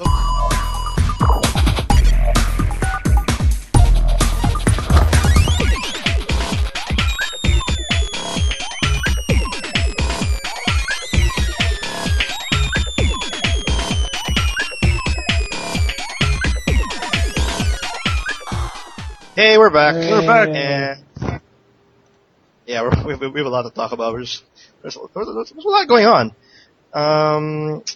Next up is going to be the Tokyo Game Show, Woohoo. which is going to happen next week. Is it next week or this weekend? It's next weekend, I think. Next weekend. Okay. I think it's next weekend. I mean, let's do 21st? Tokyo Game Show 2013. Hell, I don't have all of the windows, like important windows I need right now. Okay, someone get it. But yeah, the Tokyo Game Show, it's happening in Japan once a year. I think it's the last convention 21 for the year. 21 to the 22nd, so it is next weekend. Okay, 21 to the 22nd. But the one thing we're going to talk about right now is the announcement from Sony. They had a Sony press conference, I think. Last week. Oh, Monday. This week, actually. Yeah, this week. And they announced, like, I think this is their big announcement, right? Because they were mentioning they had a big announcement for TGS. And I think this is it, right? They had a lot of stuff to announce, so maybe we should tackle them one by one. Okay, what do you want to go with? Well, let's go with the Vita Slim. Lite first. Yeah, the Vita Slim. So Yeah. they announced the new Vita model, new Vita SKU, smaller, slimmer, lighter, 15% slimmer, 20% lighter, something like that. and six all- colors. The colors of the rainbow. Skittles. Yeah, 6 colors. Ooh, 6 colors. And Definitely gonna that's buy it now. really- It's cheaper as well. So I mean, if you've been thinking about picking up a Vita, that's probably the one to get. Oh, what's the price now for the? Did they announce They it? they gave it in yen, so Oh, in we yen. have to okay. calculate Oh, but that's backwards somehow. is this the official name, the PS Vita Slim, or they're just calling it a different version? Or is it really I called don't think it's Vita called Slim? Slim. I don't know what it's called. What is the official name for this thing? PS Viter. Viter. I don't Vita. think it's still just the PS. Just the I old think it Vita, I is the think. Slim because all the news sites are calling it the Vita Slim or Vita Slim. Yeah, but Sony never Yeah, officially they said never the name. mentioned Slim, I think. They just said it's a new Sony. model. Right. The- Here, Yeah, so what's Slim is set What's price new with this at thing? $190. So it's $200. You get a brand new PS Vita, smaller and cheap. And But, the screen there- is different. that's the reason why it's lighter. They cheaper too. from what I'm reading here, it's LCD it's now an LCD screen. It's from not the an OLED, LED. yeah. Does that make any difference? Well, I don't know. The It- OLED looks really nice. It is Yeah. a cheaper screen, so I'm guessing we can expect the quality of the graphics to suffer a little bit. Oh, really? uh, Okay. But It'll you be know, fine, I guess, if you haven't seen the OLED version. I guess if you have no point of comparison, then yeah, it's probably not going to make a big difference. Yeah, that's. I'm true. guessing this will But- definitely improve battery life, though. Yeah, it's that's definitely lighter. most of the assumptions. So So it's lighter. So it well, I don't. Well, obviously, I haven't really felt it. So I'm assuming it would feel better as it's or worse as it being lighter, like how it's. I would held. suppose so. Yeah, I mean, looking at the design of it, it doesn't look much different from the regular Yeah, Vita. it looks the same. Except It's- From afar, yeah. it's pink. One of them is pink. Or green. Is there a green? I think there's a green there. Green, there's yellow. There's the colors of the rainbow. So The color of the rainbow. Yeah, and it's coming out on October 10th in Japan. But sadly, there's no word of it coming outside do Japan. you think For it'll? now. Yeah, but do you think there's now. a market for a budget Vita now? That Yes. No, yes, yes, definitely. because most of the things I've heard is the Vita's just too expensive. No, not and only no that. games. in no The games. PS, like, they're finally. Well, that too. But they're finally like meshing the PS4 Yeah, with the yeah, Vita. the features What I for mean? Vita and PS4 sound really cool. Yeah, so I think because the whole idea of having the PS Vita is like you can pretty much mesh with your PS4, and I'm not too sure. There's like most of the PS4 games will have crossplay. I'm not too sure about They that. mentioned most will. Like, specifically Yeah. most games. So I think 'cause Sony really wants the PS Vita to be like if you have a PS4, you also have a Vita. Yeah, So I think they want to make it a cheaper version, and I think they're gonna play around with the fact that you have a Vita, you can use that for a PS4 game or anything. Like they want that tandem. They want that. They want it to mixture. coexist. Yeah, Which is, because right now I don't think it's doing really well with the PS3. Like it's just there. It's like a Yeah. paperweight right now. I think. No, that's true. That's true. Actually, I mean, for most games that come cross-platform for PS3 and Vita, like there's been a few already. Dragon's Crown is one. There was there's I think Tekken the Tekken versus 2 games, was, yeah. there It's was Street Fighter Cross See- Tekken.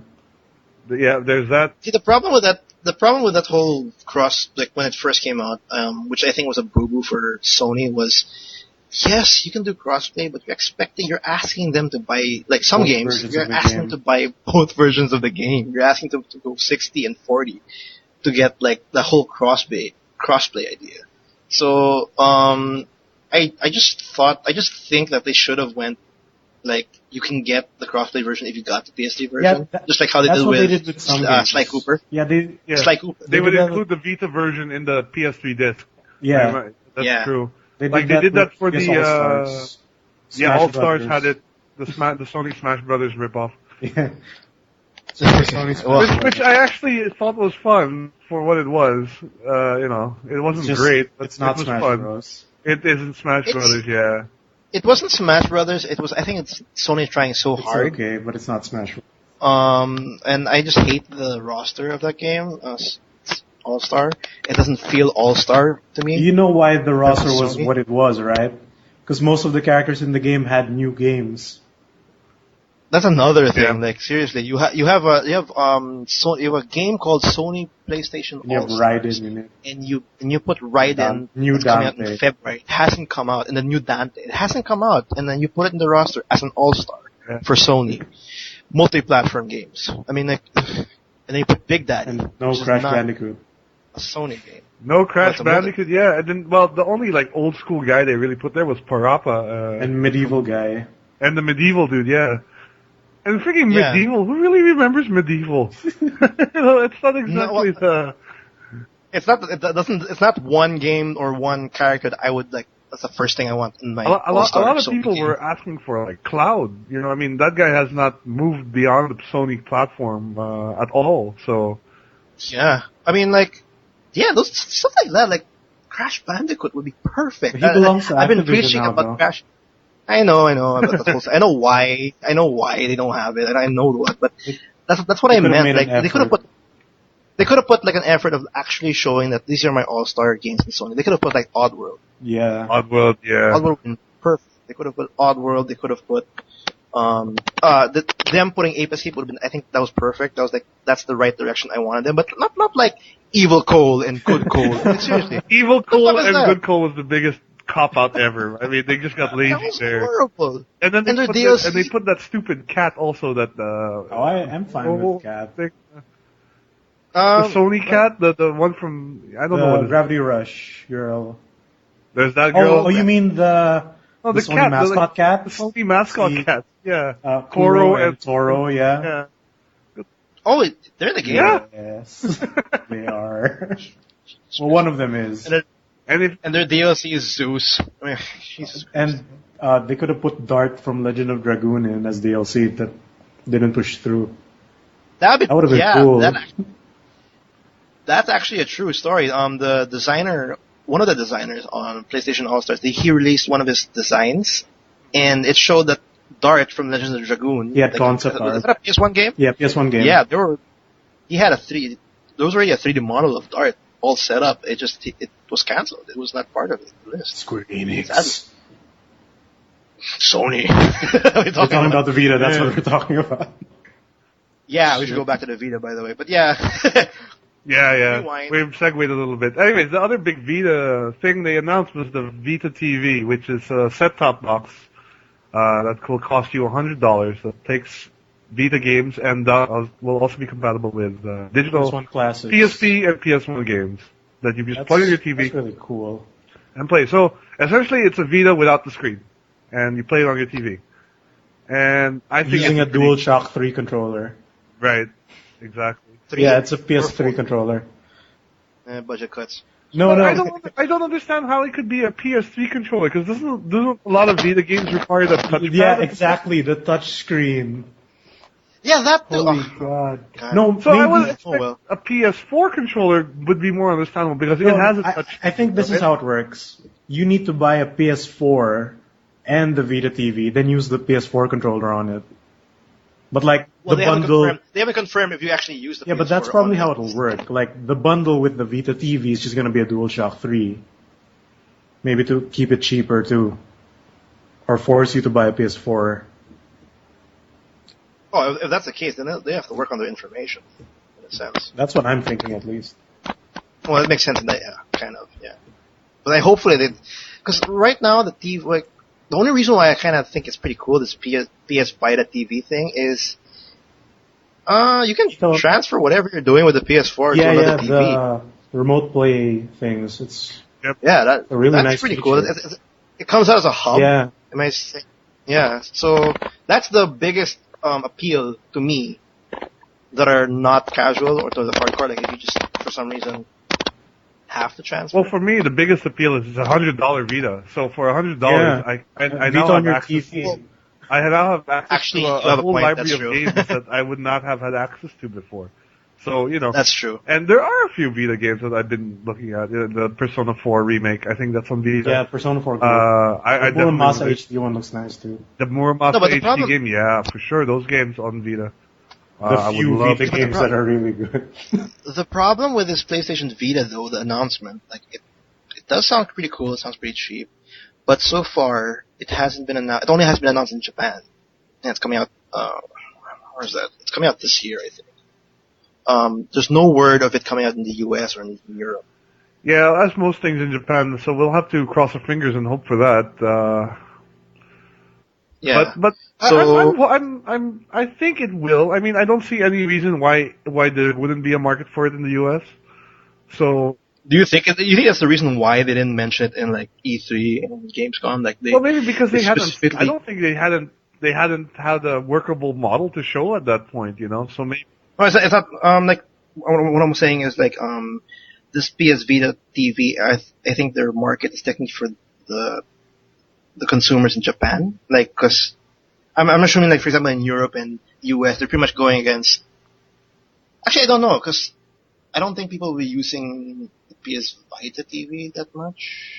I'm not too sure. But compared to like the Japan market, you know what I mean? Well, it's hard to say I don't really know what the Japan market is like. I mean, is it for people who don't own either a PS3 or a Xbox or whatever, but they have a TV and they want a cheap console that can play, oh shit. Oh, what? Oh no, Miggy's gone. Yeah. Well, he'll come back again. Sorry again for the swearing there. But yeah. That's what fine. was that? I'm not gonna censor that. I'm sorry.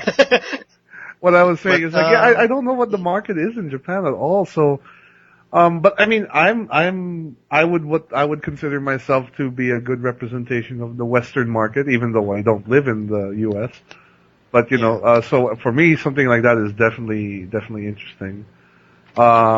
Especially if they emphasize more of the PS4 cross features, I can definitely see it being something that would be appealing for the Western markets. Oh wait, Miggy, are you Yes, back? I'm back. Hello. There you go. Damn net. But what is it? Okay, so the PS Vita TV, portable games, you can play PS Vita games, PSP games. You can remotely transfer your Play game PS4, of PS4. yeah. Yeah. And then what else is there for this TV? Is that I it? think that's what they showed in the video. Pretty much, yeah. Pretty much, it's that's it, yeah. So again, like for someone I'm like me, sold. That's really. I really want one too. And it's small. It looks Actually, nice. that's true. It looks high tech, and It Portable. looks like a small hard disk. yeah, exactly. So Pretty small. it's got a low. There's a term for it, but it doesn't stand out in your living room. It's just a small, nice Low little profile, a small Low silver profile, exactly. box. Why is That's it not cool. black though? It's white. Well, I'm sure they'll It release looks like color. an Apple device. Maybe that's what they're going for. Yeah, that's probably it. Well, actually, sure. Like it would make sense if they actually make it like elegant and simple, because that's what. Like your Why, main Apple's pretty TV will appealing. have all the black Sony consoles, and the other TV will have all the Apple products. Then you'll Yeah. Well, there. cross feed to the Yeah, so other they- TV. They announced the PS Vita TV. I think it's pretty cool. There's no word. Hopefully, like if they come out in Japan, can we get like the Asian version, like the Japanese version for us? I'm not sure. I have no, yeah, it's Is hard to this- say it. yeah. Because we don't even know anything about the region locking that the PS4 might have, or Yeah, same. But yeah. the Vita can only allow one account active in it, right? yeah.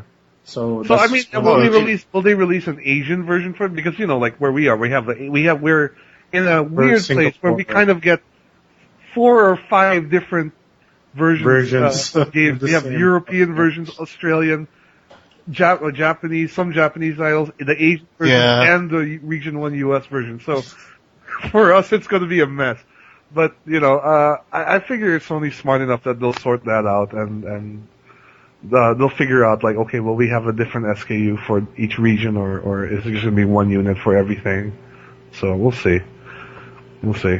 Yeah, it's weird. I really hate the whole region thing here. I don't even know why they even send European copies here. Anyway, yeah, that's PS Vita. What else did happen in? Well, what else? Well, is we there have in to mention the TGS? wonderful translation translators that Sony had for the conference. I for don't the know if we press have any. conference. I don't know if we have any clips for that. Maybe we'll add it in later in post. But Yeah, we'll add it into the link. I know what he's talking about. And it was horrible. it was absolutely hilarious though. And then the funny thing is they went through like 4 or 5 different guys translating. It's like one guy just did the translation for a trailer and he's like, okay, screw it, this is your turn. It's like they came from the same family or something. It was really It was, bad. it was really bad, but at the same time, it just made it really humorous too. Because like they were, there's this exciting trailer going on, and you're watching it, and then they're just translating it word for word in the most robotic voice you can think of. It's like, this is my final attack, and things like that. This is my final. This is my final form. Exactly. So that was great. Yeah. Well, other things that came out of that conference, Sony basically showcased their entire PS4 lineup for Japan. So there were quite a few Japanese-centric titles like the Idol Masters. But there's also a bunch of stuff that, the West is getting that I'm quite... they also showed some of the new PS3, the final PS3 titles to come out, like Beyond Two Souls. That was being showcased. Oh, okay. They showed the Watch Dogs trailer in Japanese. So, Oh. kudos to I'm getting sick of. Ubisoft I'm for kinda- getting the translating done for that. Yeah, I'm kind of sick of Watch Dogs, but I'm excited for it. But it's everywhere. Yeah. And then the what else did they show? They showed the Ace Combat game, the Ace Combat Infinity, which I am excited for. To be fair, I really liked Ace Combat, and They transferred that series into a PS Vita series, right? It seems that that's the direction they're. But it's still no. The last one that was on the main console was Assault Horizon, which was different. It was really different in the sense that they used real world locations, and because most of the previous Ace Combat games used It was just created. created like continents and countries, right? But with real planes. So in this one, it was real countries, fictional storyline, right out of Tom Clancy, and with real planes. But I've always been. I think it's the kid in me. Like you're a little kid, you love planes. I still love planes. So.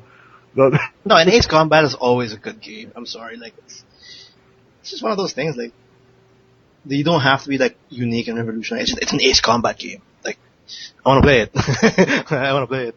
And do you think that they'll transfer it? Well, hopefully it's not true, or like it feels like it's gonna be a Vita game. It's not gonna come back to our consoles in like the near future. Because do you think that Combat they can bring it back? Yeah, for sure. I'm sure. I would love to see like full, like next gen graphics of an F-15 or one of those jets. That'll look amazing. If not console, at the very least, it should PC, right? Yeah. Well, PC. It's never Was there been a strong Ace Combat Assault Horizon was released on PC. But I don't know how well it did on PC. I always felt Ace Combat was more of a console title. It was more of a console. Yeah, I have to agree with that. More of like a Sony thing, actually. Yeah. What else did they show? They showed the new Guilty Gear, Guilty Gear. Xrd. Oh, I'm sure Mickey's excited about that All one. my anime boners. Xrd or Xrd, I don't know. But yeah, that Xrd, those guys at Axis really need to get around to anything properly. Even BlazBlue is like Chrono Phantasma. What the heck is Chrono that? Phantasma, what the hell? Right, and then even like It looks like a good game, it though. does. And then did you remember watching the first trailer when it looked like a 2D thing, and then Then Unreal Engine came out. And yeah, and The then thing they rotated, you're like, dished out holy big shit, it's in guns. 3D. And they got the, it looked amazing. And they announced, they showcased a bunch of returning characters. I don't know if you got the chance to see this mix, but they showed May, Potemkin, Eno. Yeah, they show Eno. And There was, I'm sorry, I'm not familiar. there was with the guy with roster. the cue, with the billiard cue. I forgot his the name. stick, yeah. Yeah. And one more guy. So they're slowly showcasing the old roster back. And I've always said, like, I've always wished Guilty Gear came out on 360. Like, they came out with Guilty Gear 2, which was more of a weird RTS kind of thingy. It wasn't a fighting game whatsoever. So I was really disappointed with that. I thought it would be I really wanted a next gen Guilty Gear, and so finally we're getting it. BlazBlue. Is there a release date to this new Guilty Gear? They're doing Next year. There's only a year. Oh, But I 2015. believe that's an arcade Go on. version so far. Yeah. For next No, year. it's been confirmed for a PS4 release. So Oh, PS4 and okay. PS3. PS3 as Yeah. well? Yep. Oh, right. That was in the Okay. trailer. Cool. Well, there's another game that showed up in TGS that I think I'll link it in the. It's called Lily Bergamo. You guys I catch heard that? about that. That was a very that's what's his name? The Platinum Games guy, or is that Suda50? Suda. Oh, it's Oh, Suda 51. Oh no. Yeah, I don't think I'm not sure if you've watched it, but I'm putting it in the Skype chat now, and I think it might be right up your alley. I'm not too sure what it is, but it looks nice. Japanese. well. I don't know what the hell it is, but it looks nice. I've heard about it. I haven't seen it yet. It's hit or miss for me. Like, I really enjoyed Lollipop Chainsaw, but I've heard really bad things about Killer is Dead. I still kind of want to get it though, you know. Killer's Dead looks really nice. Yeah, like Suda 51's game looked really like check out Lily Bergamo right now. I sent the link. It looks really nice. Suda 51's games so far they always look really like They look good. Visually yeah. yeah, they're beautiful. They're gorgeous, but it's just weird. The game is just they're weird. all weird. Yeah, I'm looking at this trailer and I don't really know what's going on. I don't know what's going on, but it looks gorgeous. That's all I need to know. I don't know. I'm sorry. Like, that's all I need to know right now. I'm excited for no reason. I see bandaged anime boobies. Yeah, and then And some more bandages. Oh my god, what is this? Yeah, it's Yeah, so that's a bandages and there's a PS4. giant night robot thing. And now there's fire and color. Oh my god. We should mention the new Yakuza game that was showcased also, Yakuza Ishin, which is taking Oh yeah. It's the same cast, but like in in Ancient Tokugawa Japan? era Japan, yeah. So it's I've never feudal played Japan. this. you have never played a single Yakuza game. You're great. Even They're on the really PS2. good. The PS2, No. the PS. Believe it or not. Wow. Okay, you should definitely try Yeah. to see if you can pick up one and play it because it's pretty cool. I think I will. Yeah. I mean 'Cause I'm definitely missing. What's like the 8th game like in the series? Like it's a lot of games. there's They had a zombie game as the well. zombie game was crap, but like the garbage. appeal of those That's all Yakuza gross. games is you get the real taste of the Japan the culture of Japan. Like you can play pachinko, you can play You can go to mahjong, a karaoke bar. you can go to the karaoke bar, you can go to the hostess club. You know what I Hostess club. mean? Wait, this reminds me of that game in the Dreamcast. Oh, Shenmue. Shenmue. Yeah. Yeah, it's like Yeah, that's similar like to Shenmue. best. and the combat in Yakuza, like the fighting is really brutal. Yeah, like, it's that's a brawler game. It's really cool. Oh, is it brutal? Like visually, it's yeah, brutal. because if you think of like you're fighting on the street, so you can use the environment to your effect. You can like take a guy and smash his head in a lamppost, and then stomp him when he's on the ground. It's really really brutal kind of street fighting. Like it's not fancy, like there's no like real like kung fu or anything, but it's what you would imagine a real street fight to kind of look like when shit's smashing all over the place. So this new game, it's confirmed for PS4. Yes, this will be the next. I don't know if it's if what it says for the current Yakuza series, because the current Yakuza series takes place in modern day Japan. This is the one that's going back to medieval times or Feudal Japan. feudal Medieval. Japan. Holy shit! From zombies to medieval, they're going everywhere. Feudal Japan, but like. But it's the same characters. It looks like the main character has the same look as the Oh, okay. I found the trailer now. Let me see. Yakuza Ishin. Yeah, it's a total Yeah. trailer. They don't show any gameplay, but You know how it's gonna play. They all play the yeah, same. exactly. I think it's gonna remind me of those old PlayStation 1 games, like was it Bushido Blade or Tenchu? You know those. Did you ever play those? Oh, yeah. I love Or Bushido like Blade. with the samurai, Bushido Blade's I guess. amazing. Yeah, where it's like one sword slice, you're dead, pretty much. Yeah, I love Bushido Blade. I love what's the other game? Yeah, I think I'll check out Yakuza. I'll try to catch up, hopefully. Yeah. What else did show up in TGS? Well, and the big one you want to talk about, the Capcom release. You know, Oh yes, thank you. I was actually expecting another fighter because when Ono came up, you know, Ono was known for Street Fighter, so I thought, oh shit, they're gonna have Darkstalkers or some other fighting game. But nope, it was That's actually my thought too when I saw Ono. Because when the PS4 was announced in Feb, was it Feb? yeah. Ono showed up in the press conference, like when they finally officially revealed the PS4. Capcom showed up, and it was Ono presenting the. Ono is the what's his family name? Yoshinori Yeah, I can't Ono or pronounce something it. like that. Yeah, this guy is pretty much the creator of Street Street Fighter. Fighter. Yeah, and then He's I the- think the gaming show at E3 was Ultra Street Fighter 4, Ultra, right? just, yeah. Ultra Yeah. SF4. So he showed up, and my first impression was, wait, this could be another fighting game. It could be like I don't think they'll jump to Street Fighter 5 or anything. So it's got to be like maybe Darkstalkers or anything. So I was expecting a fighting game, and what came out was Deep Down, this new fantasy game, which I thought at the time a fantasy game. And it looked really good. It really showed, like, holy shit, the PS4's graphics will be wild. Like, at the stage, it'll be really nice. And it was like small clips when they showed it in Feb. And now it came back again. There's new gameplay footage, more gameplay footage, showing the actual Did I gameplay. get DC again? No, you're there. You're still there. You're still there. Yeah, you're fine. Sorry.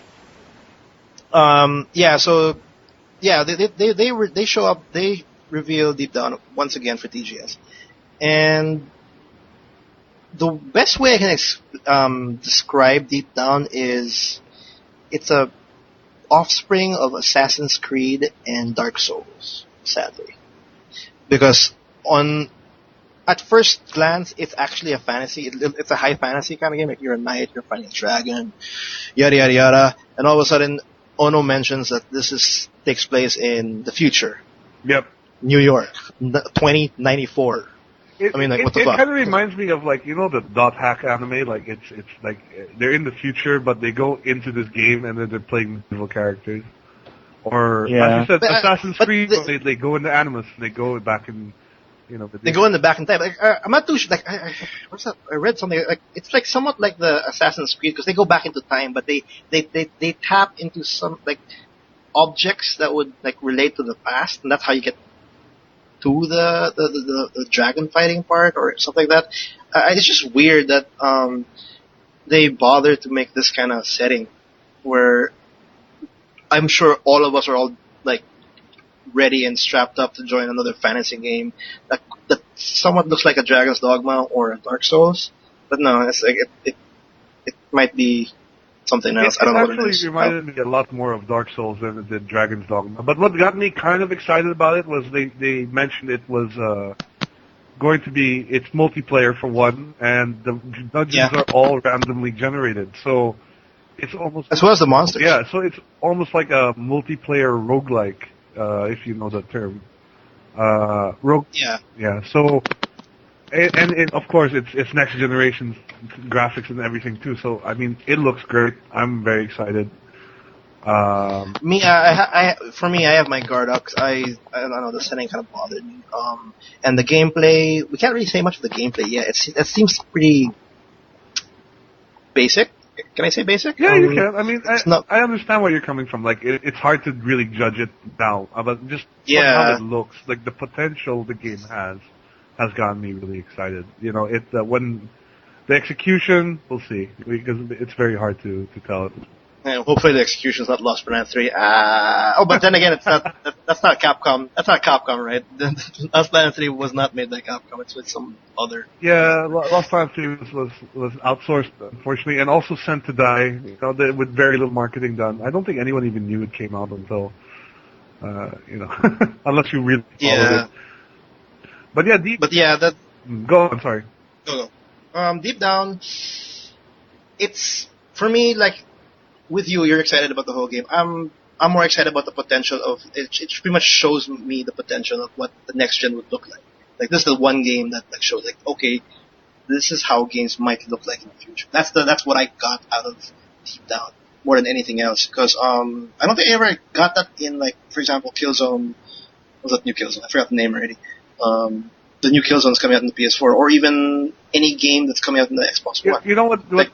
Funny you mentioned Killzone. Do you remember when the PS3 was first released? They showed this kind of bullshot trailer of Killzone 2 that looked so absolutely amazing, but oh yeah, when the actual game hit, it was like, where is this? It was not that. It was not that at all. So I'm really, really hoping this is not the case with Deep Down, but. We can only wait and see at this point. But from what they showed, what Ono showed, it looks like it's got a lot of potential for a really good, really strong launch title. I hope so too, because I really want Capcom to have a lot more new franchises, new IPs. Because right now, I think they're exhausting too much of what they're really known for now, like Resident Evil and all that. Like Dragon's Dogma is a perfect example of, like, keep that up, like, make that kind of game, those kind of games, like, just keep going.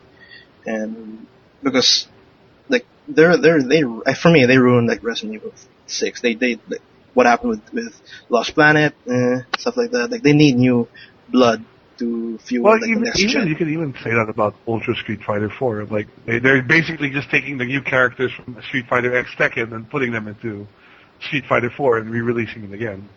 So yeah, but that game was just, I don't know, that game will never die. I'm sorry, that's a really good game. Street Fighter. In Fighter's defense, they've been doing that since the 90s.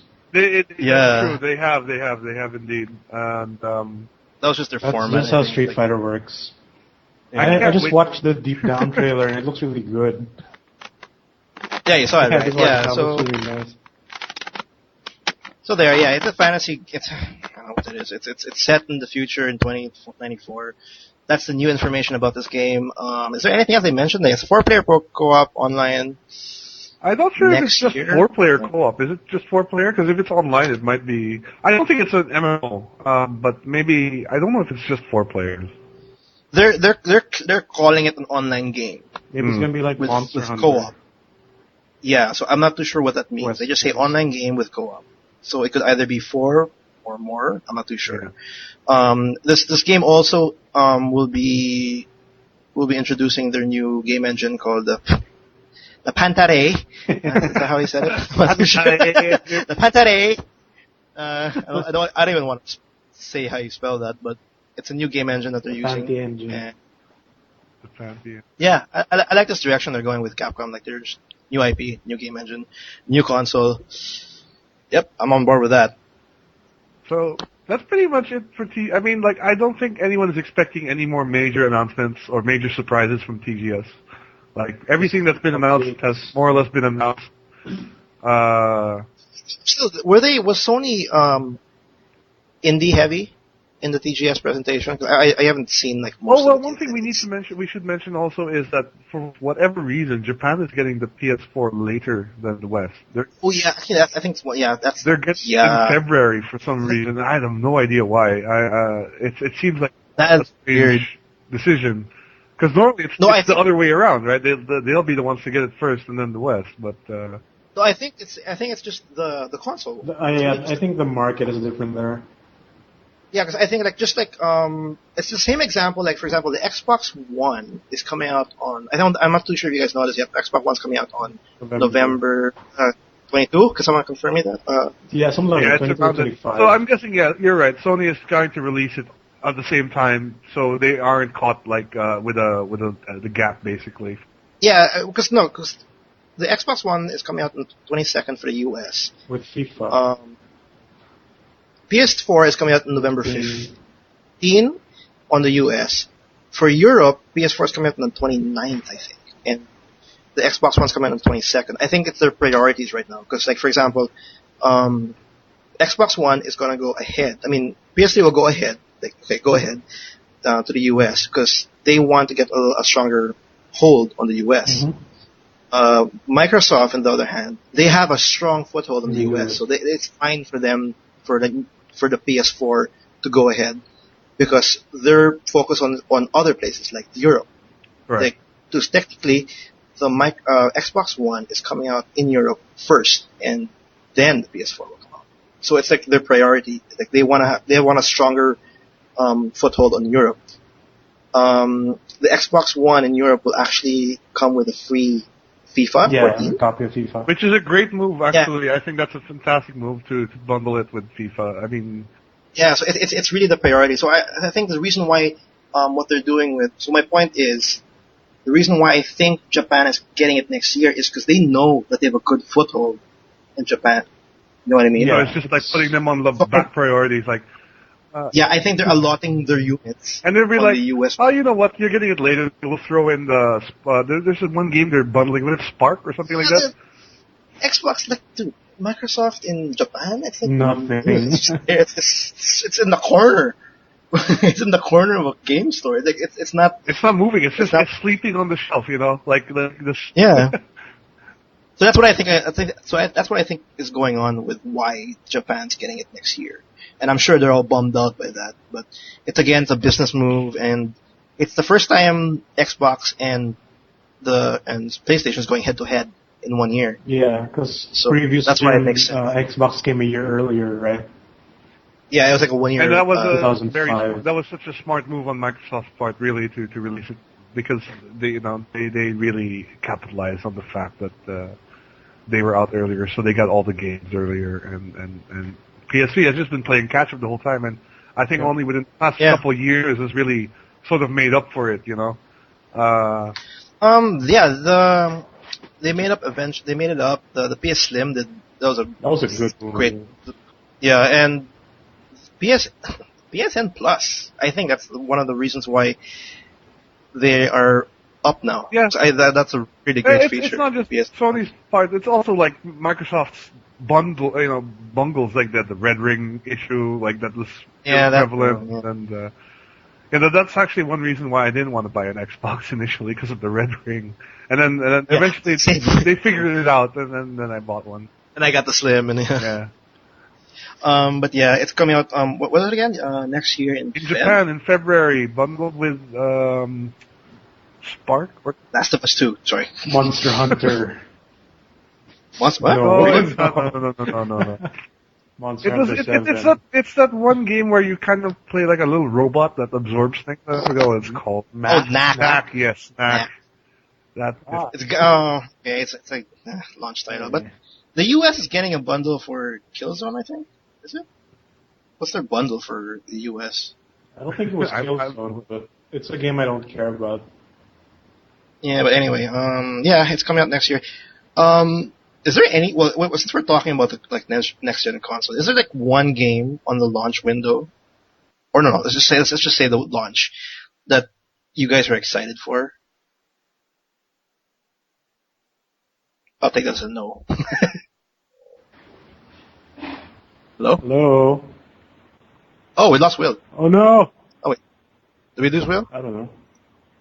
Yeah, we lost Will. Man. We'll just wait. But what I'm saying is like, is there a game like in the launch that I thought PS3 or 360 you're really excited about? PS3 or PS4? No, sorry, PS4. Like a launch game that I want? Yeah, the launch game. Yeah, because same here. I don't think there's anything that I'm like I want to get my PS4 now. Yeah, we have during E3, diba, like PS4 got all the hype. Then when I looked at it, like all the games that got me excited there were like for next year. Yeah, they're all next year. Yeah, exactly. FF15 and then Kingdom Hearts 3. Kingdom Hearts 3, which they're all like what, TBA? I think 15 is next year. Hey, well, hey, well. I'm sorry I dropped. What was the question again? Oh yeah. I think Mickey already answered it. Which is a no. um, is there any game like in the launch Of PS4 and Xbox One. for the the PS4 and the Xbox One that you're really excited for that makes you like, I kind of want to get that. For the Xbox One, it's probably Killer Instinct. I'm really, Yeah, really Xbox One Killer Instinct. That's cool. Yeah. I really love the first two Killer Instincts, and if you listen to the soundtrack of the new one, they've released some sound clips of the music. It's brilliant. Like it's got this foreboding sound to it, but it's still very new and fresh.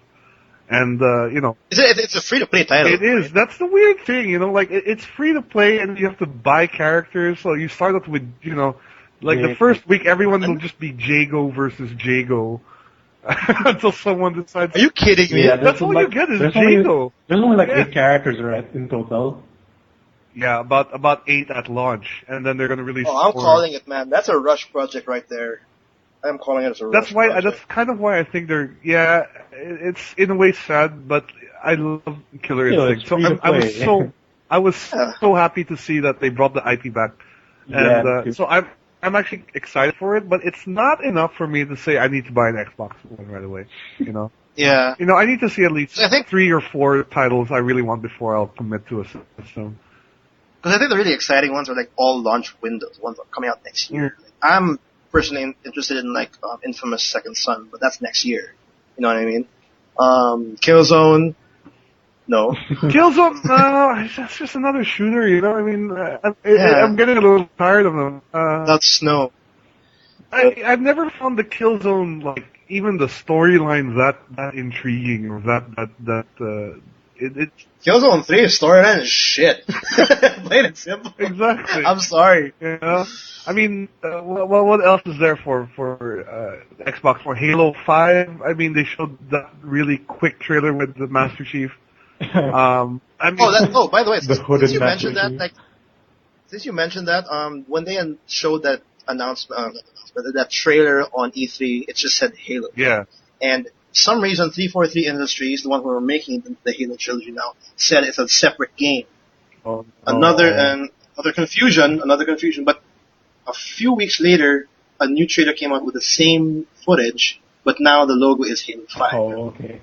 That's weird. I wasn't sure with Halo 5. I mean, if you play Halo 4, you know what happened, and like it leads right into that basically. So. Yeah, it's like, we all know it's Halo 5, but I just don't understand Microsoft and 343 Industries. Why would you confuse people? Why do you continue to confuse people? I don't know why, just say Halo 5, we're done. Yay. And it's just weird how they provide their information to the public. That's the reason why the Xbox One had a bad rep in the first week. I mean, it's just, Okay. Yeah. Honestly, it's weird. I find the Xbox One has a stronger lineup of more original titles. They have more exclusives. Yeah. Yeah, they do. They have like Rise, which is Son of Rome, which look really nice, but look like a what do you call it? A CE Fest, which really did not appeal to me. And it's being made by the guys who made Crysis of all people, so who knows how that's going to take. Waste of talent. I'm sorry. Yeah, exactly. Killer Instinct, as I mentioned, there's Halo. I'm surprised they haven't announced another Gears of War. I was expecting another Gears, but I guess that ship. Dead Rising. Dead Rising 3, right? Titanfall looks really nice. It's the same reaction I had when Dead Rising 2 came out. Like, oh my god, there's a lot of zombies in the screen. And when I saw Dead Rising 3, oh my god, there's a lot of zombies on my screen. It's the same thing. Like, it's just better graphics. Yeah. Like, I'm not. I don't like the style of Dead Rising 3. I don't like. It looks brown. It looks next gen, but when moving back to like Dead Rising 2 was like colorful. It was like it looked like it wasn't taking itself seriously. This one, it's not taking itself seriously, but the art design looks like it's serious. Gritty, but it's gritty, like it's brownish. Yeah. There was a Tom Clancy game, The Division, that looked really interesting for both consoles. That was actually I don't know if it's an exclusive, but I think it's for both. I think it's for it's for both. The Division is a Tom Clancy game. It's an online game. It's an online RPG, open world. That's the third person one. That's so many genres. Yeah, it's a third person game. Ubisoft, of course. and it's for Xbox One and PS4. That got me. That's like the best announcement that came out of E3 for me. The Division. That got me so excited for that game. More so than the fact that they announced the consoles. No, well, because the consoles were announced. I was talking about the games in general. The console is showed it nothing up. without games. Yeah. Like that's the one game. Like, okay, like, I think I'm gonna get a console for that. You know what I mean? But then because of the community, Ubisoft announced that they're gonna release a PC version of it. So get it to PC, right? Yep. Exactly. I'm like, cheaper. oh, shit. Like, and yeah, it's like, I don't know. I can't find that game except I guess Second Son is the only thing I can think of right Or now. PS4. No, I'm talking about games that would make me want to buy a game. Well, the other game at E3, well, I know this is like Mirror's Edge 2 was teased as well at the E3 conference, at the EA conference. It's all next year. And it's probably coming out on PC as well. Yeah, that's exactly right. And I'm very, very happy he has decided to go back to that IP because that was just sitting there doing nothing for the longest time.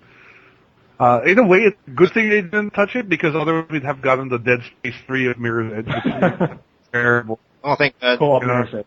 Hey, wait, Dead Space 3 was a good game. I just hated Not Dead Space. It's just not Dead Space. Yeah. It was a good co-op game. It was fun. It was playing. It was fine. Yeah. Anyway, is there anything else in TGS?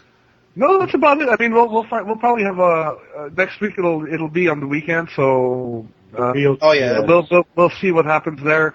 I'm not expecting any more big surprises. Like they'll probably just show a bunch of new features for the games. This is the last conference for the year, right? There's no There's no other window for like Microsoft and Sony to like show their goods. It's release season already. It's the last conference before the release date yet. So this is the last time Sony and Microsoft are going to have a chance to really showcase Yeah, themselves. It's their last hurrah. You know, Nintendo too, but you know.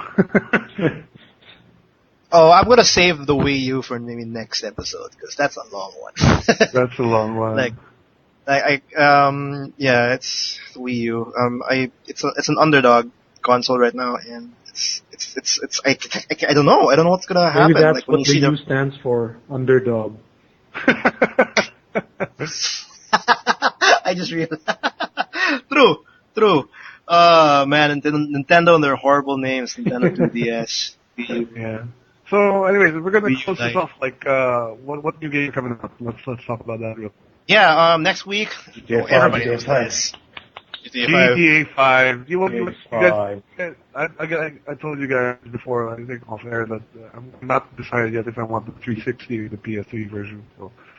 I don't think they mentioned any like difference. Well, I'm gonna. Like, you know how Eurogamer has those comparisons sometimes, so I'm probably gonna wait for that before I gotta wait for that. Yeah. I mean, it's not. I have no It's choice. not a game that's going to go out of stock anytime soon.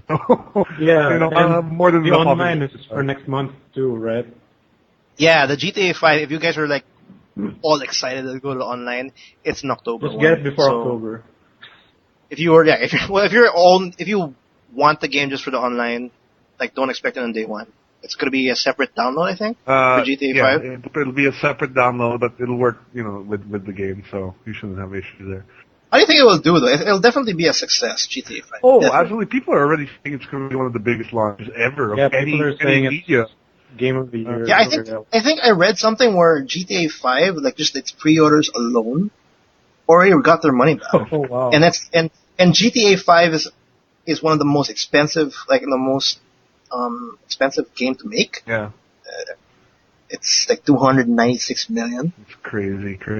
and it's like bigger. It's like pretty much like I'm not too sure if it's like the same or higher than like any Hollywood movie. Like it's better than more expensive than Transformers, definitely. But yeah, it's gonna be a success. But I'm talking about reception, like public reception. Like, is it gonna people are be? gonna love it, I'm sure. I mean, like the overhype. No, Like, what I'm expecting is the story is not going to be as good, but like I'm sure I'm going to have a ton of fun in just the world. Yeah, that in general. But no, but the reason why I'm saying this is because in GTA 3, GTA 2, we didn't have that many open worlds before. Oh yeah, So 3 was like the benchmark. Yeah, so like we weren't like was the benchmark. Like no, 4 really yeah. improved on it, but 4 had some problems I really didn't. Yeah, like, 4 had a lot of problems. I got tired of like, Yeah, so- hey guys, let's go see some big cities, every 5 minutes. Oh no, the last mission in 4 where you have to use a bike on the beach. God, Yeah. I haven't the finished driving it in before. 4 was terrible. Oh, but you know what I did like about 4 was I liked the DLC, the one with the bikers and the Ballad of Gay Tony. Those were really well done, and I thought those were Yeah, and really. they have one of the best stories. They said that the DLC was actually better than the actual story. It was hilarious because there's a lot of humor in it because you're playing basically a guy at a gay bar, straight, and there's a lot of funny humor going on there. So I enjoyed the DLC quite a bit. And I've even heard like GTA 4 is running out of stock in stores now in preparation for 5. Like people are. Oh wow! Oh no, yeah. I have a tendency of watching like live streams on Twitch, like Twitch TV. Like watch people play the game. Like everybody's playing GTA 4, or GTA 3, and they're all just like, I want to play GTA. They're all in the hype train. Yeah. And that's the reason why that's the reason why I mentioned the hype, because it's overly hype. No matter what, it's overly hype. And what I'm just worried about is like It'll hold up. this is GTA is like what you said, like the benchmark of open world sandbox games. Mm-hmm. And I'm not sure if everybody's like forgetting that it kind of looks like as generic as it can get, because we have now games like Saints Row, Red Dead Redemption, Yeah.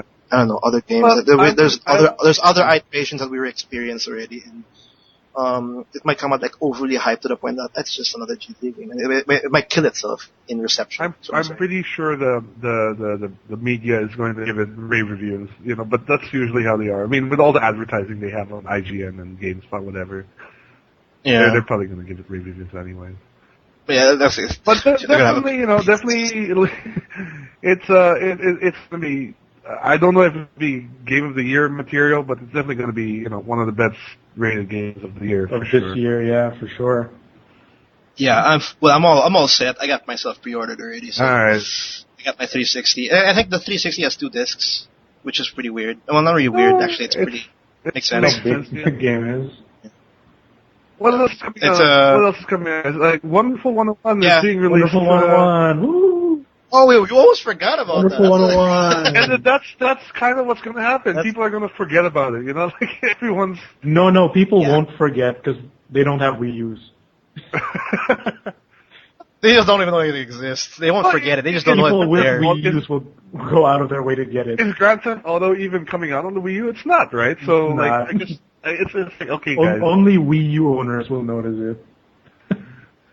Which is like what, 0.5% of the Of the sorry, world. I think 0.5 is too small. But yeah, Wonderful 101 is how do we describe that game? It's a pretty It's unique a character action game. It's by Platinum Games, so there is DMC. definitely quality there. You go around like trolling a bunch of these like Power Ranger style. Yeah, they're like little heroes. And then you do a special move and then they transform into They transform into different weapons. in the Yeah, game. basically Yeah, you that's- draw on the tablet of the Wii U and then they turn into a weapon or something, and then you just beat stuff up. I'm not really. It looks very unique. I've never played it. yeah, or it's the uniqueness and like if you want something new out of like anything, like it's definitely there. Wonderful 101. I heard that the story was also pretty good, surprisingly, and like everything all across the board, it's a good game.